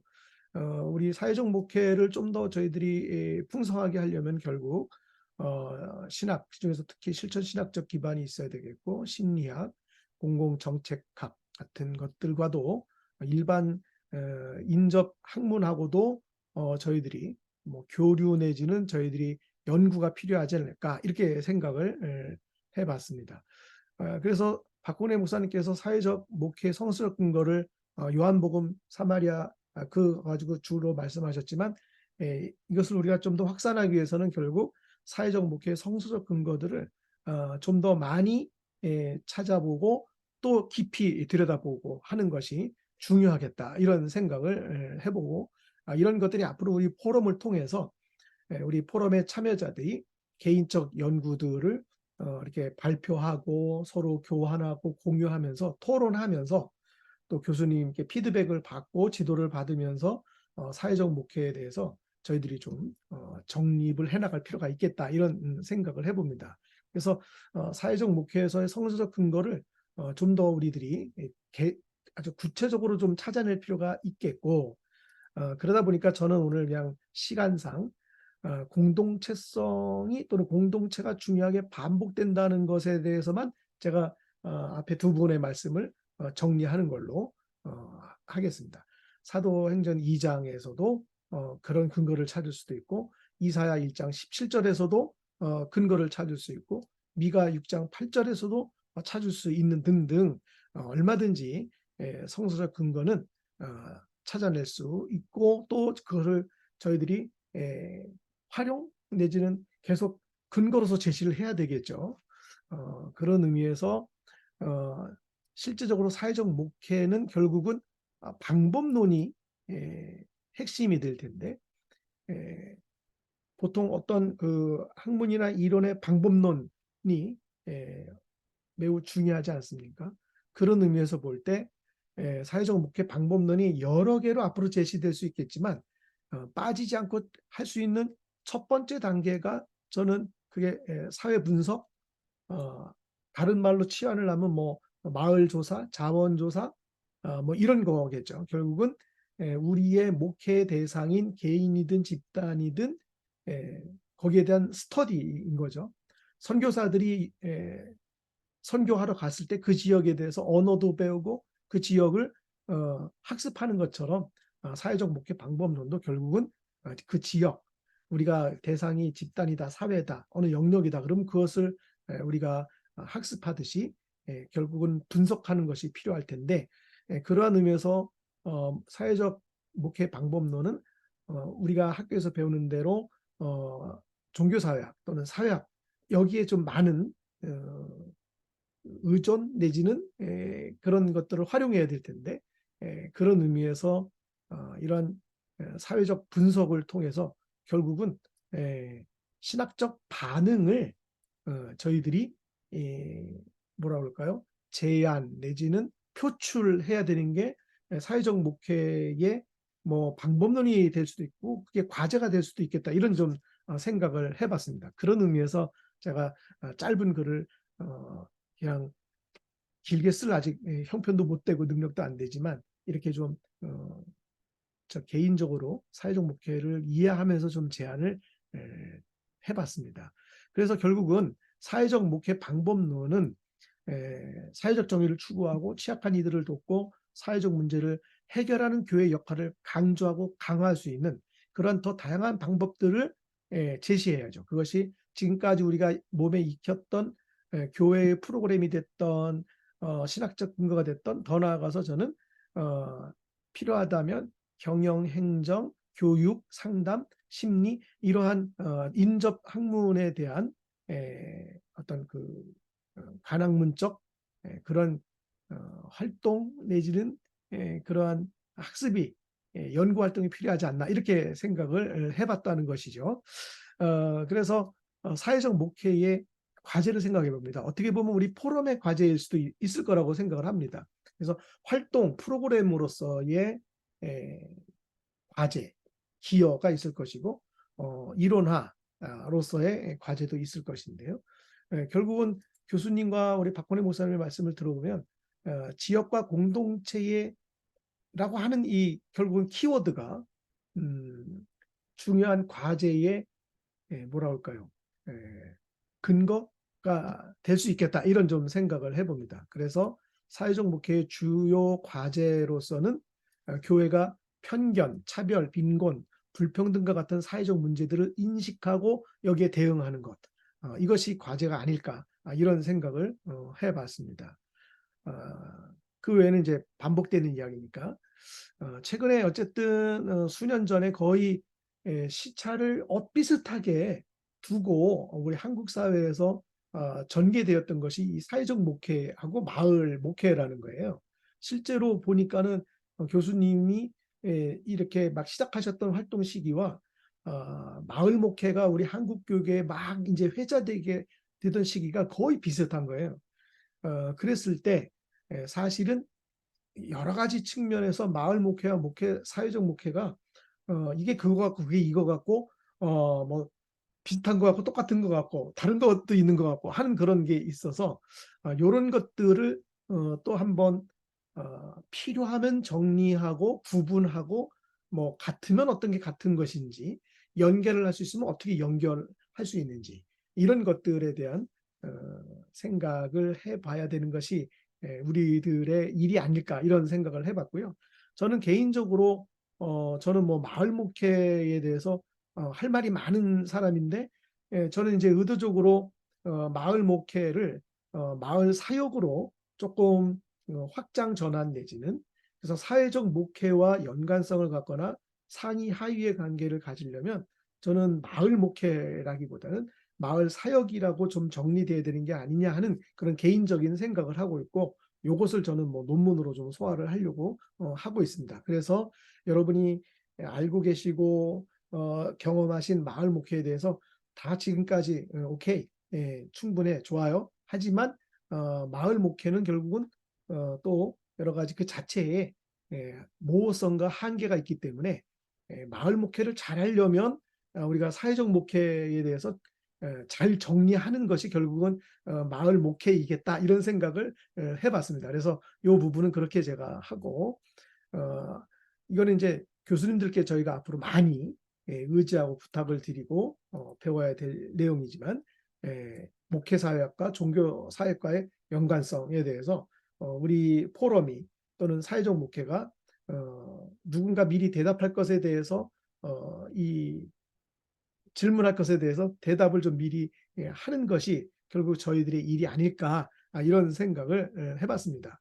뭐 아시는 대로 우리 조성우 교수님께서 실천 신학으로서의 사회적 목회사회학을 이해하시고 그것을 지금 설파하고 계시기 때문에 책으로 나왔던 목회사학과 또 논문으로 하고 계시는 사회적 목회의 실천 신학적 이해에 대해서 저희들이 좀 더 이 포럼을 계속 유지하고 확산하려면 더 학습하고 더 깊이 들어가고 거기서부터 이제 확산해 나가는 것이 필요하겠다 이런 생각을 합니다. 제가 배포용 자료집에도 드렸고 이미 다 알고 계시지만 목회사회학 이거 빨리 절판 품절 됐는데요. 교수님 빨리 살려야 될 것 같습니다.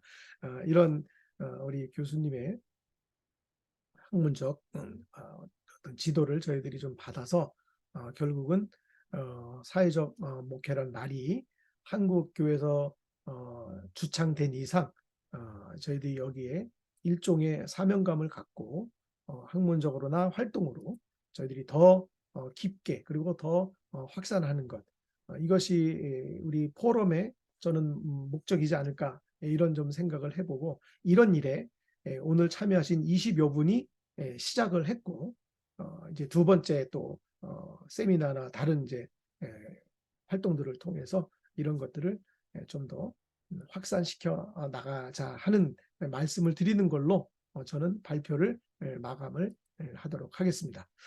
네, 오만정 목사님 준비되셨으면 오만정 목사님의 사례를 끝으로 듣고 또 질의응답 그다음에 어쨌든 마이크를 켜시고 화면을 여신 분들은 의무적으로 다 한마디씩 멘트 하시고 마치는 마무리 방향으로 가도록 하겠습니다. 네, 오만정 목사님. 아이고, 감사합니다. 예. 뭐 10분 정도 하면 될까요? 6분. 아니 알겠습니다. 15분. 아, 15분이요? 예. 제가 올려드린 글 이거 잠깐 보여주실 수 있을까요? 공유로. 없으면 그냥 읽을까요?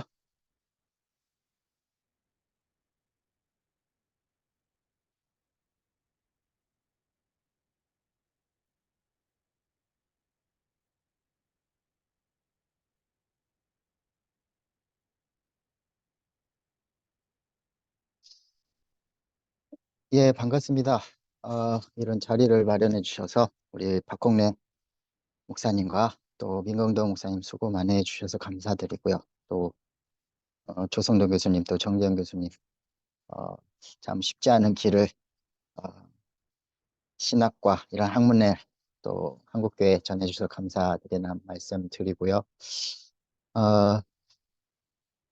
사실 저번에 이제 미랄교회에서 모였고 이렇게 빨리빨리 진행될지 몰랐어요. 역시 참 빠르신 것 같습니다. 그리고 마지막 이 발제를 다른 분들 하는 거 봤더니 사례 부분을 제가 좀 넣어야겠다는데 뭐 케이스 스터디라고 생각이 듭니다. 시작해 보겠습니다. 잠깐 첫 부분, 기독교 역사에서 복음 전도와 사회 참여는 서로 분리되어 오해와 갈등의 시간을 보냈습니다. 그러나 1982년 6월 로잔 위원회와 세계 복음주의 협의회는 공동으로 그랜드 레피지에서 복음 전도와 사회적 책임에 대한 협의회를 개최하고 복음 전파 사회적 책임, 즉 복음주의적 참여라는 보고서를 발표하였습니다. 이 발표 내용이 명시된 걸 제가 소논문을 찾다가 발견하게 돼가지고요. 그 내용은 이렇습니다. 첫째, 사회활동은 복음전도의 자연스러운 결과다. 둘째, 사회활동은 복음전도를 위한 다리가 될 수 있다.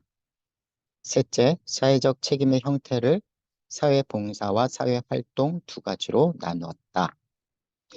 근데 여기서 사회봉사는 인간의 필요를 경감시킬 수 있는 자선활동과 자비의 행위로 설명될 수 있는 활동이고 사회 활동은 정치적, 경제적 활동을 통해 사회 구조를 변혁시키려는 활동으로 구별하여 지침을 제시한다.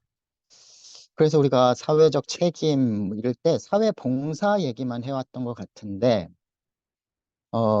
사회 활동 얘기로 확장시켜야 되지 않을까 싶고요. 이 사회 활동을 확장시키면 직업 활동까지도 들어오죠. 예, 직업 활동을 잘 이수하고 수행하는 것 자체가 사회적 책임이고 사회적 참여죠. 그러면 일상생활에 이게 뭐 일의 신학일 수도 있고요. 노동 신학일 수도 있는데, 우리 성도들 다 일하잖아요. 돈이 되는 일이든 돈이 되지 않는 일이든 많은 일들을 하는데 그들의 일에 가치를 부여해 줄 수 있다 생각이 들고요. 앞으로 우리가 사회 봉사적인 복지적인 얘기만 할 게 아니고 정치적, 경제적 활동을 지원하는 목회 지원이 되어야 되지 않을까. 그래서 사회적 목회 앞으로 좀 그렇게 확장되었으면 좋겠고요. 이미 교수님들과 또 많은 사례들을 보고 있지만 로컬 처치에서 사실 이렇게 구체적으로 아직 얘기 못하고 있거든요. 그리고 선교 단체도 마찬가지라는 생각이 듭니다. 그래서 선교적 교회라는, 그러니까 조 교수님도 말씀하셨지만 그 용어 자체가 참 사고에 제한을 줘가지고요. 예. 좀 서구 중심의 지배 구조적인 어떤 선교 방식, 미 전도 지역을 빨리 가서 빨리 복음 전도를 해야 되는 어떤 시급성. 근데 우린 서구가 아니었고 동양 사상에서의 어떤 전도 방식은 달라져야 되지 않을까, 이런 얘기 하고 있고요. 또 그 미션이란 선교라는 미션이라는 단어를 종교적인 미션에서 사명이라는 미션으로 확장시켜서 어떻게 보면 전 인생이 걸리는 또 많은 시간이 필요하고 우리의 어떤 일터와 직장 생활조차도 미션이죠. 그렇게 좀 확장시키고 또 우리의 모든 시간을 통해서 일상생활 신학 이런 얘기들을 꺼내 와야 되지 않을까 생각이 듭니다. 그리고 역사적으로 부흥운동은 개인의 회심뿐만 아니라 사회봉사와 사회운동 그리고 사회 활동이 동반된 사건이었다. 그래서 소셜 액션 이런 이야기들을 좀 했으면 좋겠고요. 어, 예, 이제 그 꺼주셔도 될 것 같고요. 예. 사례를 조금 잠깐 설명드리겠습니다. 저희 교회는 개척 11년 됐고 서울에 개척을 했습니다. 정말 독고다에 개척을 해서 마이너스 2천만 원으로 대출을 받아서 보증금 넣고 그렇게 시작된 교회였고요. 지금도 서울에 개척해서 살아남을 확률은 한 자릿수거든요. 쉽지 않았던 작업 같고 초반에는 기존 목사님들 하던 대로 노방전도도 하고 그런 거 해왔는데 사실 그래서 뭐 그 노숙인들 첫 오빌교회 세례자는 노숙인이었어요. 노방전도를 통해서 1호 세례에 있는 노숙인이었는데 이제 다다음 주 추수감사주일 때 세례를 제가 베푸는 사람은 고려대 저기 건축 전임 교수입니다. 네. 그분을 11호 세례인으로 세례를 줍니다. 매년 세례인이 있었었고요. 그러니까 이걸 가만히 보시면 초반에는 노숙인에서 어떻게 보면 교수급의 세례까지 주고 있습니다. 근데 사실 제가 사회적 목회하면서 기도 제목이었거든요. 고시원에 사시는 정말 어려운 이웃부터 행정 고위 간부까지, 구청장까지 다 만나보자. 그 기도했었고 다 만나봤거든요. 그래서 사회적 목회는 사실 공동체의 영성이고 어려운 이웃들에게 다가가지만 로우 처치와 동시적으로 하이 처치를 같이 하는 것이 아닌가 이런 생각 들고요. 초반에 저는 이제 감리교 목사라 웨슬리가 로우 처치로 옥스퍼드 7년 가르침에서 내려와서 성령의 이끄심으로 체험 신학을 경험하고 노동자들, 여성들, 가난한 사람들, 마약 중독, 알코올 중독 이런 사람들한테 갔단 말이죠. 근데 계획해서 간 것도 아니고 가서 그때그때 필요를 보고 그때그때 신용조합, 협동조합, 노동조합이 만들어지고 정책 제안도 하고 뭐 1년에 땅을 매매할 수 있는 평수 이런 거 또 상속세 어느 정도 그럴 때 웨슬리의 기준은 필요입니다. 정말 필요한 만큼만이거든요. 우리는 이제 우리 목회에 있어서 교육 활동 이러한 것들 학교를 세우고 이러면서 사실 로우 처치만 된 게 아니고 하이 처치랑 같이 가는 부분들이 있는 것 같고요. 저도 이제 라이프 오프 또 자살 예방 센터로 NGO 사역도 하고 또 주민센터가 바로 옆에 있습니다. 근접성이 있었는데 그걸 보지 못하고 있었는데 우리 교수님들 또 가르침과 또 사례들을 보면서 저희가 탐방도 많이 갔고 그러면서 마을 바자회, 마을 축제, 주민센터와의 협치, 거버넌스 이런 거를 다 좀 실험을 해봤고요. 어,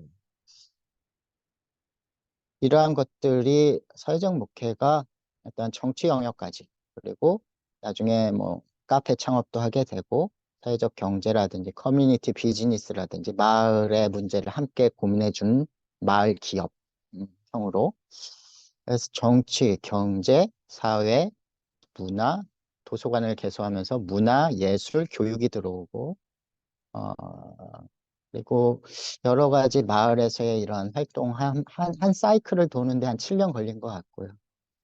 7년을 이제 마을에 필요한 교회 됩시다. 본이 되는 교회 됩시다. 이런 표로 다녔는데요. 한 사이클을 돌았더니 이게 나선형 구조로 점점 깊이 또 넓게 들어가더라고요. 점점 지경이 넓어졌었던 것 같고, 특히 뭐 정치 영역, 거버넌스 영역에 정말 민간으로서 7년 참석해 보면 민간 최고 단위로 올라가더라고요. 그래서 문화예술, 문화재단 이사, 120억을 검수하는 또 그런 자리에도 앉게 되고 원탁 테이블에 앉게 되고 또 지역사회 보장협의체 강동구 전체 복지 협의체 거의 거기 최고 단위의 거버넌스 자리에 앉게 되는 것 같고요. 그래서 많이 보고 배우고 있습니다. 그러니까 모두가 그 자리에 앉는 건 아니지만 저한테는 사실 젊음과 시간밖에 없었거든요. 교회적인 물적 자원, 인적 자원이 없었기 때문에 제 시간을 많이 들였고 그걸 통해서 그런 거버넌스 자리에 앉게 되는 것 같고 거기서 이제 보고 듣고 배운 것들을 좀 한국교회에 전달해야 되지 않나 그런 생각이 듭니다. 그리고 이런 사회적 목회 포럼 이런 거를 또 목사님들의 헌신으로 만들어지면서 한국교회에 잘 이 채널을 통해서 잘 전달됐으면 좋겠다 그런 생각 들고요. 저는 한 5년, 6년 실버 사역을 했었고요. 그 이유는 뭐 어떠한 목회 철학이 있어서 그런 거 아니고요. 그 사람들 식사 대접하면 올 수 있는 교회였기 때문에 지금도 지하 교회이기 때문에요. 대부분 서울은 지하 교회더라고요. 네, 지하에서 다 예배들이 두고 있더라고요. 건물이 5층이든 다들 지하에서 드리는 예배 그런 교회들인 것 같고 저는 그런 말씀 드리고 싶더라고요. 선교 최전선 지하 벙커와 같다. 우리는 사회적 목회한다는 거 이런 게 간접적인 목회, 문화사역 같지만 사실 제가 볼 땐 가장 치열한 목회거든요. 치열한 영적 전투. 그러니까 교회들은 아직 사회와 컨택이 안 됩니다. 교회를 위한 교회고 성도들을 위한 교회지 세상 사람들과 또 비기독교인을 위한 교회가 아니거든요. 사회적 목회는 간접적 방식이든 어떤 방식일지 몰라도 되게 공격적이죠, 사실. 가보겠다는 거고, 정치 영역으로 가고, 경제 영역으로 들어가고, 복지 영역으로 들어가고, 사실, 거기서는 주민으로서 가자는, 시민으로서 가자는, 다 내려놓고, 성육신에서 들어가는 거. 저는 선교 가장 공격적인 선교 방식이다 말씀드리고 싶고, 저희 교회는 영적 전쟁의 지하 벙커다. 저는 성도들한테도 그렇게 말하고 있고요. 기존 교회 노방전도가 공격적입니까? 그건 배타적인 것 같고요. 네. 하나님 예수 믿으면 천국이고 불신 지옥이다. 이거 이제 얘기하는 게 되게 직접적인 것 같지만 그건 배타적인 것 같고요. 그리고 기존 교회들의 선교 방식은 간접적인 것 같고요. 오히려 저희가 되게 직접적인 방식이고 되게 공격적인 방식이고 그리고 빠르지 않고 되게 오래 걸리는 방식입니다. 되게 오래 싸움을 해야 되고 그들에게 정말 에토스적인 존재적인 그리스도인의 모습을 보여야 되기 때문에 되게 오래 걸리는 방식입니다. 인내해야 되고 감내해야 되고 성실해야 됩니다. 제가 해봤더니 저희 교회 같은 경우는 3년마다 열매가 있었습니다. 근데 3년에 한 번씩 열매가 들어오는데 그 열매는 건강한 성도들이었습니다. 그러니까 노방전도가 빠르긴 한데 빨리 또 가기도 하고요. 어떠한 그들의 필요와 복지를 채우려다 보니까 그게 없으면 떠나가기도 하고요. 근데 진짜 존재론적으로 또 어떠한 기독교라는 또 종교라는 역할을 함에 있어서 정말 비기독교인들이 찾아오는데 한 3년씩 한 번씩 걸렸고, 그러면서 뭐 공무원들도 오시게 되고, 예. 저희는 코로나 때 배가 부흥을 했습니다. 그래서 예배 인원이 지금 한 30명, 뭐 온라인까지 합치면 하이브리드 처치 요새 얘기 많이 하는데 한 50명 정도 되는 것 같고요. 코로나 때 자립을 했습니다. 그러니까, 국가적인 재난, 사회적인 재난, 가장 위기일 때, 그럼 어떤 교회 가지? 이왕 가는 거 좋은 일 많이 하는 교회 가자. 그 교회 비기독교인들도 헌금할 준비는 하고 있더라고요. 그러니까 이왕 갈 거면 헌금이 잘 쓰일 교회 가자. 이런 제가 인터뷰를 다 해보니까 그래서 그렇게 오시게 됐고 코로나 때 제가 세보니까 한 15분 정도 재밌게 하고 있고요. 최근에 저는 이제 디아코니아 학도 실천신대에서 처음 배웠는데 독일에는 4만여 개의 디아코니아 센터가 있잖아요. 그래서 우리 교회가 주도하기보다 복지도 그렇고요. 중간 지원 조직이 되어주자. 그래서 저는 교회는 영적 지원 센터가 돼야 됩니다. 이런 말씀 드리고 싶고 파트너십으로 간다면 어디든 갈 수 있고요. 주민센터가 우리 오빌교회 저희 교회 복지센터가 되는 것이고 보육원이 저희 오빌교회 디아코니아 센터가 되는 것이고요. 그리고 노인종합복지관, 또 강동구립종합복지관, 또 그 관계자들 일하는 분들이 저희 오빌교회 디아코니아 센터가 되는 것이죠. 알면 알수록 돈이 덜 들더라고요. 네, 알면 알수록 부담이 덜 들더라고요. 뭐 교회들이 모르니까 뭘 많이 해야 된다 생각하니까 엄두를 못 내는데 관계자들을 만나고 정말 필요를 보면 볼수록 사실 돈도 덜 들고요.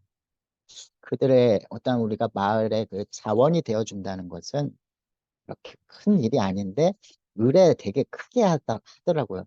전시성으로, 일회성으로 1년에 100만 원씩만 하니 그거 되게 큰 돈이거든요. 저는 그걸 나눠가지고 한 달에 10만 원씩 계속 관계자들 만나고 대상자들 만나다 보면 되게 창의적인 오히려 돈이 더 효과적으로 효율적으로 들어갈 수 있고 관계자들과 또 인간적인 신뢰, 관계, 거버넌스가 시작되지 않을까 생각이 들고요. 뭐 작은 도서관 활동, 문화예술 교육 활동 뭐 이러한 것들도 다 이런 것들이 다 실천신대에서 보고 배웠고요. 라이프 오프도 그렇고요. 또 김문건 목사님이라고 거기 작은 도서관 거기서 몇백 권 책을 가져와가지고 작은 도서관을 2주 만에 시작했고요. 카페 창업도 뭐 프랜차이즈 카페에서 3주 만에 시작을 했고 카페에서 비즈니스 영성 그런 것들 고민했고요. 거기서 발달장애인들 뭐 일자리 또 실습장으로 쓰여지고 목사님들 한 2분 정도 한 6개월 그렇게 일도 했고 학교 밖 청년이었는데 제가 위기 상담으로 만났던 애 경력이라도 만들어주려고 정말 6개월을 붙잡고 걔 가르치느라고 진짜 그게 쉬운 게 아니더라고요. 그리고 노인 일자리, 청년 일자리, 또 여성 일자리 이러한 것들 아르바이트생 숫자를 세봤더니 한 30명 되더라고요. 그들을 위해서 했다. 근데 비즈니스 목표의 성공이 뭘까? 계속 하는 게 성공일까? 어, 근데 비즈니스가 잘 돼도 그것만 하게 되는 것 같고요. 안 돼도 목표에 도움이 안 되고 더 어려워지고요. 비즈니스 목표에 성공이 있을까? 계속 해나가는 게 성공일까? 저희는 5년 했거든요. 5년 하고 제가 6개월 전에 정리를 했어요. 폐업을 했습니다. 근데, 일터사역, 목회자 이중직, 저는 창업부터 폐업까지 해봐야 된다. 모든 걸 경험한 것 같은데, 정말 쓰고 정말 어렵더라고요. 창업보다 폐업이 더 어려웠고, 지금도 회복은 안 된 것 같은데, 근데 이걸 통해서 경제적으로는 손해를 많이 봤는데요. 이걸 통해서 나중에 거기서 브런치 커뮤니티라 해서 브런치부터 먹고 예배와 예전도 완전 풀어가지고 남편들을 데리고 나오게 되고 그 남편분들이 어떻게 보면 저희 교회 전도가 됐고요. 그래서 사실 저는 비즈니스 목회에 성공했다고 요새는 말을 하고 다니고 있고요. 예. 계속 하진 못했지만 그것을 통해서 마지막 한 3개월, 4개월 그런 프로그램 또 그런 아이 코이노냐 영성 이런 것들 함께 나눠서 그런 좋은 열매들이 있었습니다. 그리고 마지막으로 저는 마을 선교사다 하고 다녔고요. 또 좀 마을 부흥사였으면 좋겠습니다. 제 어릴 때 꿈이 부흥사였는데 앞으로의 시대의 부흥사는 다수를 겨냥한 부흥사가 아니고 소수 맞춤식의 부흥사들이 됐으면 좋겠다 해서 제가 사회 참여 또 사회적 목회 얘기했는데 요새는 진짜 복음 전도 얘기를 하고 있습니다. 그래서 지금 세례 교육도 하고 있고 또 배재고등학교라든지 또 강동구청 신우회라든지 또 비기독교인들 그동안 아까 박홍래 목사님도 인계점 얘기 말씀하셨잖아요. 그래서 그게 한 7년 쌓이다 보니까 이제는 이제 마을 주민들이라든지 이런 사람들이 하고 복음 얘기를 하게 되는 것 같고요. 또 저희 교회는 비기독교인이 비기독교인을 전도하는 교회거든요. 비기독교인이 좋은 소문을 내서 공무원도 오게 되고 그 공무원이 동생을 데리고 나오고 딸을 데리고 나오고 남편을 데리고 나오는데 한 명의 비기독교인이 정말 은혜를 받고 복음 전도를 잘 받아들였더니 그 고구마 줄기처럼 비기독교인 그 환경에 있는 사람들이 오는 것 같고 그 공무원이 오기까지 지금도 저희 교인은 아닌데 카톨릭인이 오빌교회를 전도하는 교회 가고 싶다니까 이런 교회 뭐 여기가 어떠냐 이렇게 안내해주고 그러니까 사회적 목회 사회 참여로 시작됐는데 다시 복음 전도에 집중하는 교회가 지금 되는 것 같습니다. 그래서 저도 목회자로서 요새 그런 복음 전도 또 직접적으로 얘기하다 보니까 오히려 공공신학 사회적 목회 하다 보니까 교회 다니세요 이렇게 물어본 적이 없는데 요새는 그들이 먼저 이렇게 다가와 주니까 시원하게 복음 진짜 복음이 뭐지? 전도가 뭐지? 이런 책도 보고 있고요. 그리고 하나 제안 드리기는 마지막으로 우리가 사회적 목회가 사회과학적인 방법론이라는 것들을 말하는데 오히려 또 본질적인 얘기도 한 번씩은 좀 우리가 생각해 봤으면 좋겠다 좀 그런 고민들이 들더라고요. 그러니까 본질이 있는데 비본질적인 다양성을 가지고 간다 했는데 제가 볼 때 한국교회는 본질 자체가 연구가 안 되지 않았나 이런 생각이 또 들더라고요. 그래서 우리가 사회적 목회만 한다 평가받는 게 아니고 진짜 본질에도 어떠한 주요 신학, 성경 신학, 조직 신학, 뭐 역사 신학보다도 그게 정말 베이스가 탄탄해서 그걸 어떻게 이제 실천 신학으로 어떠한 채널로 전달할까 이런 좀 근사한 저 사람들은 주요 신학도 아주 탄탄하고 이거를 이제 융합 학문으로서 사회학으로 이제 세상과 시대와 문화를 보면서 잘 전달을 하는구나 이런 평가가 되면 얼마나 좋을까 또 그런 생각이 들면서 저도 요새 뭐 철학신학이다 역사신학 조직신학 그런 부분을 다시 보면서 복음을 전하고 있습니다. 아무튼 귀한 시간 마련해 주셔서 감사드립니다. 저 마치겠습니다. 감사합니다. 네, 감사합니다. 네, 뭐 잘하신 대로 생생한 현장을 지금 이끌고 계시는데 짧은 시간이지만 네, 너무 참 벅찬 것 같습니다.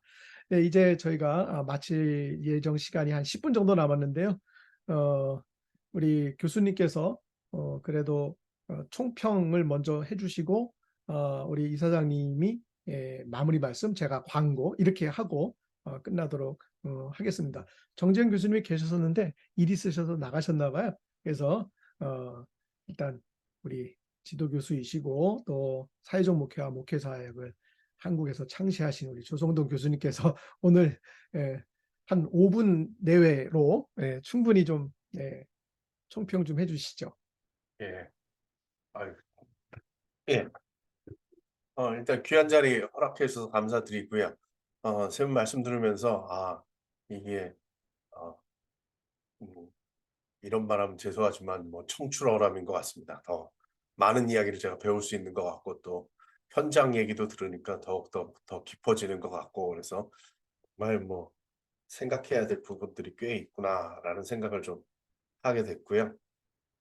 우리 박홍래 목사님도 그 미션 쉐이프드 처치 하시면서 그 듣기, 사랑하고 섬기기, 공동체 세우기, 제자와 탐색, 교회 형성하기 뭐 이렇게 해서 아주 구체적으로 어떻게 해야 될 건가를 짚어주셔가지고 저도 많은 생각을 했고 특히 사회적 분석이 이제 신학적인 반응으로 이제 이어져야 된다라는 것도 상당히 많은 생각을 좀 갖게 했습니다. 이거 이제 민 목사님 해주신 거예요. 그래서 사회적 목회와 마을 목회에 대해 말씀해 주신 우리 민 목사님도 그 많은 생각이 좀 들죠. 네, 실제적으로 마을 목회는 마을 안에서 실은 사회적 목회가 이제 종합적으로 이루어지는 거 아니겠습니까? 네. 어느 한 분야가 아니라 정말 종합적으로 이루어지는 건데 그런 부분에 있어서 사회적 목회와의 연관성, 활동 뭐 이런 것들이 의미가 있을 것 같습니다. 우리 또 오만정 목사님 또 이 사회 봉사에 더해서 사회 활동을 이제 같이 넣어야 된다는데 예, 맞는 것 같습니다. 우리가 항상 그 사회를 이렇게 볼 때는 항상 세상으로 이해를 했었고 어떤 대상, 전도의 대상, 뭐 섬겨야 될 대상으로만 이해를 했지 우리가 살고 있다라는 생각 내지는 그 안에서 우리의 활동이 있다라는 이해는 잘 못했었던 것 같은데 그런 것들에 대한 이해 지평을 넓혀주신 것 같고 또 교회가 그 영적 지원센터다 그리고 파트너십을 가지면 다양한 일이 벌어진다 라는 얘기를 하는 건 의미가 있습니다. 그러니까 우리가 항상 우리의 자원을 가지고 우리 걸 가지고 세상을 어떻게 섬길까라는 대상화에서 정말 어떻게 파트너십을 가지고 함께 이 하나님 나라의 우리의 이해고 더 좋은 세상을 만들어갈까 어떻게 공동체를 만들어갈 수까에 대한 그런 고민들 우리들이 필요한 것 같습니다. 저도 여러분들과 함께 역시 이게 학문이나 그리고 또 이러한 현장들은 같이 이렇게 나누면 나눌수록 더 커지고 깊어진다라는 걸 오늘 많이 깨닫게 됩니다. 예, 같이 발표해 주신 우리 세 분께 감사드립니다. 네. 그래도 또 박홍래 목사님께 마이크가 넘어가기 전에 화면 켜신 분은 그래도 우리 박한서 사관님 네, 우수한 성적으로 시험을 잘 치르셨을 것이고 그래서 김주선 목사님 뭐 저기 채팅을 하지 마시고 직접 1분 내외씩 한 말씀 해주시죠. 황미호 목사님까지 모두 세 분에게 마이크 드리겠습니다. 그 다음에 우리 박홍래 목사님이 또 마무리 인사 말씀 해주시면 제가 광고하고 끝내겠습니다. 네, 황미호 목사님부터 차례대로. 박한서 목사님, 사관님부터. 예, 저 지금 열심히 청송으로 내려가는 길이고요. 오늘 시험, 뭐, 한 시간이면 쓸 줄 알았더니 쓰다 보니까, 오래 쓰게 되더라고요. 쓸 것도 없는데. 근데, 어쨌든, 그래도 식사하면서 계속 들었고요. 이 모임 좋은 것 같고, 오만정 목사님 말씀도 저에게 또 도전이 되는 말이었습니다. 그래서, 제가 사실 청송에서 너무 많은 자꾸 만약에 제가 40대 영덕에 있었으면 막 저질렀던 일인데 자꾸 이제 생각도 더 많아지고 자꾸 재고 이렇게 되는 것 같아요. 근데 저한테는 이런 포럼 이게 창립된 게 저한테는 주님이 주신 기회이고 또 은혜인 것 같고 이런 네트워크를 통해서 제가 더 많이 배우게 되고 도전하는 기회가 되는 것 같습니다. 앞으로도 우리 모임이 모든 목회자들에게 정말 선한 영향력이 되고 이 사회적 목회를 하는 데 있어서 정말 커다란 버팀목 같은 그런 역할이 되기를 저는 소망합니다. 그리고 저도 열심히 형님들 일을 잘 따라가겠습니다. 감사합니다. 네, 감사합니다. 네, 황미호 목사님. 좀 많이 고민되는 시간이었습니다. 저는 진짜 사회적 목회가 정말 뭔가 목회 이야기를 계속 했는데 과연 우리가 지금 계속 이야기하는 게 정말 하나님께서 이게 맞다고 하실까? 그런 생각도 해보았고, 제가 너무나 단순한 생각으로 여기에 뛰어들지 않았을까 하는 그런 생각도 하면서 또 어떤 생각이냐면 오늘 이렇게 서로 나누는 이 포럼 세미나 이야기가 우리뿐만 아니라 전국 곳곳 교회에 이 이야기가 스며들어갔으면 좋겠다. 그런 생각이 들었습니다. 그 일을 좀 적극적으로 열심히 잘해서 우리 제주도에도 좀 사회적 목회에 대한 이야기가 좀 많이 이렇게 퍼져 나갔으면 좋겠습니다. 네, 교수님, 우리 좀 제주도를 잘 이렇게 해주세요. 네, 또 감사합니다. 가겠습니다. 네, 김주선 목사님. 네, 그 교수님 감사하고요. 민건동 목사님, 박홍래 목사님 감사합니다. 제가 채팅을 민건동 목사님만 따로 보게 썼는데 말씀하셔가지고 뭐를 썼냐면 제가 그 뭐 마을 목회 또는 마을 사역을 하면서 제일 힘든 건 이게 담임 목사 혼자 하는 게 아니면 교회 안에서 이 교인들과 내부에서 동역을 일으키는 부분이라고 생각이 들더라고요. 경험상으로도. 그걸 잘 하신 교회나 잘 하는 분들을 다음번에 사례를 듣고 싶습니다라고 예, 제가 개인 메시지를 보냈었습니다. 옳다는 거 알지만 움직이지 않거나 옳기는 하지만 굳이 우리가 해야 하는가? 라고 하는 질문에 대해서 이론적으로 설명할 수 있지만 그들의 마음을 붙잡는 게 참 어렵더라고요, 저는. 그래서 그 부분에 대한 건의 같은 거 했었습니다. 오늘 감사합니다. 네, 감사합니다.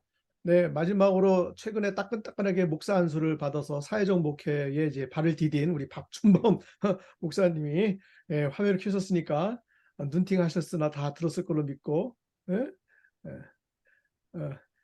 이야기는 안 한다고 말 못 한다고? 예, 알았습니다. 그러면 이사장님, 네, 예, 오늘 장시간 2시간 동안 참석해 주신 분께 모두 감사드리고요. 우리 김주선 목사님이 말씀하셨던 거 기억하겠습니다. 근데 사실 필드에 데려가는 것만큼 좋은 게 없더라고요. 참여하기 위해서는 그 성도들이 그 필드에 들어가서 같이 부대끼면 일이 왜 하는가 하는 것에 대해서 공유를 하게 되고 참여를 하게 되고요. 그리고 그런 그 모임을 그러한 그 사회적 목회의 대상이 되었던 사람들이 와가지고 간증하는 것이 굉장한 그 도움이 돼요. 내가 이렇게 중요한 일을 한다라고 얘기해 본들 소용없고 그 일에 은혜 받은 사람이 와서 이러이러한 어떤 분의 우리 교회에 또는 우리 김수원 목사님의 이런 사역을 통해서 내가 이렇게 변화됐습니다라는 얘기를 교회 성도들한테 하면 나도 저 일을 해야 되겠구나라고 하는 그와 같은 동참을 이끌어낼 수 있지 않을까 이렇게 생각을 합니다. 네, 그리고 오늘 정말 그 짧은 시간에 우리 조 교수님 또 긴 시간 동안 강의해 주셔서 감사드리고요. 또 이제 세미나 앞으로도 계속해서 이제 진행될 겁니다. 그리고 이제 또 우리 민건동 목사님하고 또한 조 교수님하고도 이제 의논을 했지만은 앞으로는 이제 벤치마킹을 좀 생각하려고 합니다. 무슨 얘기냐면은 필드에 가보는 게 중요해요. 제주도에도 가봐야 돼요. 그래서 제주도에 황미연 목사님의 동네 한 바퀴를 돌아봐야 돼. 제주도 아멘. 아멘. 제주도 아멘. 네, 조 교수님만 허락하시고 동의하시면. 네. 좋습니다. 그래서 왜냐하면요, 그 마을 동네 한 바퀴라고 하는 지역조사 방법을 같은 것을 가지고 마을 목회, 실제로 사회적 목회의 현장을 조사해 보는 거죠. 이 동네 사람들이 뭘 필요로 하나, 이 동네 사람들이 뭐가 아픈가, 이 동네 사람들한테 무엇이 이 복음을 어떻게 표현할 수 있을까, 그런 필드를 한번 만들어 보겠습니다. 그래서 이런 필드, 그러니까 청송에도 가가지고 청송 보호감호소 앞에 가가지고 주여 삼창 부르고 기도할 일은 없겠지만은, 근데 그렇게 이렇게 우리가 사실 이 사회적 사회 그 전공 사회 목회를 사회적 목회와 종교 사회학과 목회 사역을 전공했던 분들이 코로나 전에는 1년에 2번씩은 꼭 해외 탐방과 현지 탐방을 했거든요. 멀리는 어디까지 갔었냐면 헬싱키까지 현장 탐방을 갔습니다. 그리고 가까운 데는 대마도까지 갔고요. 그러니까 이것을 다시 학교 안에서는 투지나이가 어떠세요? 조 교수님 하실 수 있겠어요? 아니면 우리 사회적 목회 포럼에서 그냥 주관해서 만들어 볼까요? 너무 좋죠. 좋죠. 그래서 그거를 이제 그 계속해서 1년에 그때는 이렇게 했어요. 한 학기 끝나면은 가까운데 다음 학기는 먼데. 예. 그러니까 우리나라에서 가까운데 한 번은 우리나라에서 먼데. 그래가지고 또 아직 그 이러한 여행의 귀재들이 있거든요. 그런 분들을 좀 동원해가지고 잘 이렇게 한번 할 수 있도록 그렇게 그거 추진할 것이고 앞으로 봐서 2, 3년 안에는 또 우리가 이 어떤 것을 모아서 논문도 발간하고 또 멘토링하고 코칭하는 이런 모임들이 계속되도록 같이 이렇게 협조해서 했으면 좋겠습니다. 앞으로 계속 많이 기대해 주시고 기도해 주시기를 부탁을 드립니다. 또 이렇게 앞장서서 추진하시는 민건동 목사님이 계속 추진력 잃지 않도록 밥도 많이 사주고 또 계속 기도해 주시고 그렇게 하도록 하겠습니다. 네, 감사합니다. 예, 제 네. 말씀 이거로 마치겠습니다. 예. 네, 감사합니다. 오늘 최대 22분, 현재까지 20분이 끝까지 참여해 주셔서 감사하고요. 저희들이 11명의 발기인으로 시작해서 현재 회원 가입은 14분인데요. 오늘 회원 가입 안 하고 포럼에 참석하신 분들은 회원 가입도 좀 해주시고, 그러면 다음 저희가 공개 세미나 전에는 본격적 프로그램 시작하기 전에 아마 겨울쯤에 우리 그 포럼 회원만을 위한 수련회 겸 MT 같은 거, 워크숍 같은 거를 한 번 더 해서 좀 멤버십을 다진 다음에 그 다음에 이제 내년 뭐 또 2, 3월 중에 두 번째 공개 세미나를 이렇게 진행해 보도록 그렇게 하겠고, 그 이후에는 저희들이 박홍래 목사님 중심으로는 지금 그 현장을 방문하는 그런 거, 그게 이제 국내도 되겠고 해외 여행도 되겠고, 학교 수업 중에 하는 것보다는 저희 사회적 목회 포럼으로 그래서 어느 전공의 몇몇 부문이 아니라 좀 더 많은 분이 그래서 우리 실천신대나 또는 실천신대가 아니어도 사회적 목회 포럼에 참여하시는 분들도 같이 좀 이렇게 가실 수 있는 방향을 해서 그것을 자연스럽게 뭐 사회적 목회 뭐 클리닉 뭐 이런 식으로, 예전에는 뭐 마을 목회 클리닉 이렇게 생각해 봤는데 뭐 사회적 목회 클리닉 뭐 이런 식으로 해서 또 진행하는 것도 저희 임원회에서 한번 생각을 해 보겠고, 저는 뭐 내년 중에 어쨌든 포스트 MDB를 좀 론칭해 보도록 그렇게 하겠습니다. 이 일은 어쨌든 우리 조성동 교수님, 그다음에 우리 정재훈 교수님이 저희들을 계속해서 지도해 주시고 또 피드백 해 주시고 울타리가 돼 주시면 저희들은 좀 계속 이 일을 좀 깊이 있게 또 넓게 확산해 나가도록 하겠습니다. 예, 어쨌든 오늘 이렇게 끝까지 시간 함께 해주신 우리 모든 분들께 감사 말씀드리면서 박수로 포럼 창립식과 포럼을 마치겠습니다. 고맙습니다. 네, 안녕히 계세요. 수고하셨습니다. 네, 연락드리겠습니다. 또 뵙겠습니다. 예, 안녕히 예, 또 계세요. 뵙겠습니다. 감사합니다. 박한서 사관 잘 내려가요. 조심해서. 근데 아까 보니까 네. 졸고 있던데. 운전하고 아유, 있죠? 예, 아니요, 저기 여사관이 대신하고 있습니다. 다행이네. 그래서 깜짝 놀랐네. 난 운전하면서 좋으나 그랬지 걱정했지. 아닙니다. 하여튼, 너무 감사하고요. 이번에 많이 못 도와드려 죄송합니다. 열심히 따라가겠습니다, 형님들. 그래요. 예. 네, 고조영 고조영 목사님도 목사님 감사합니다. 가세요. 네. 네, 고 고조영 목사님 감사합니다. 김정선 네. 목사님 감사합니다. 오세준 또 전도사님도 봐요. 감사하고요. 네, 네, 오세준 고마워요. 전도사님 감사합니다. 네. 네, 또 뵙겠습니다. 네, 수고하셨습니다. 예.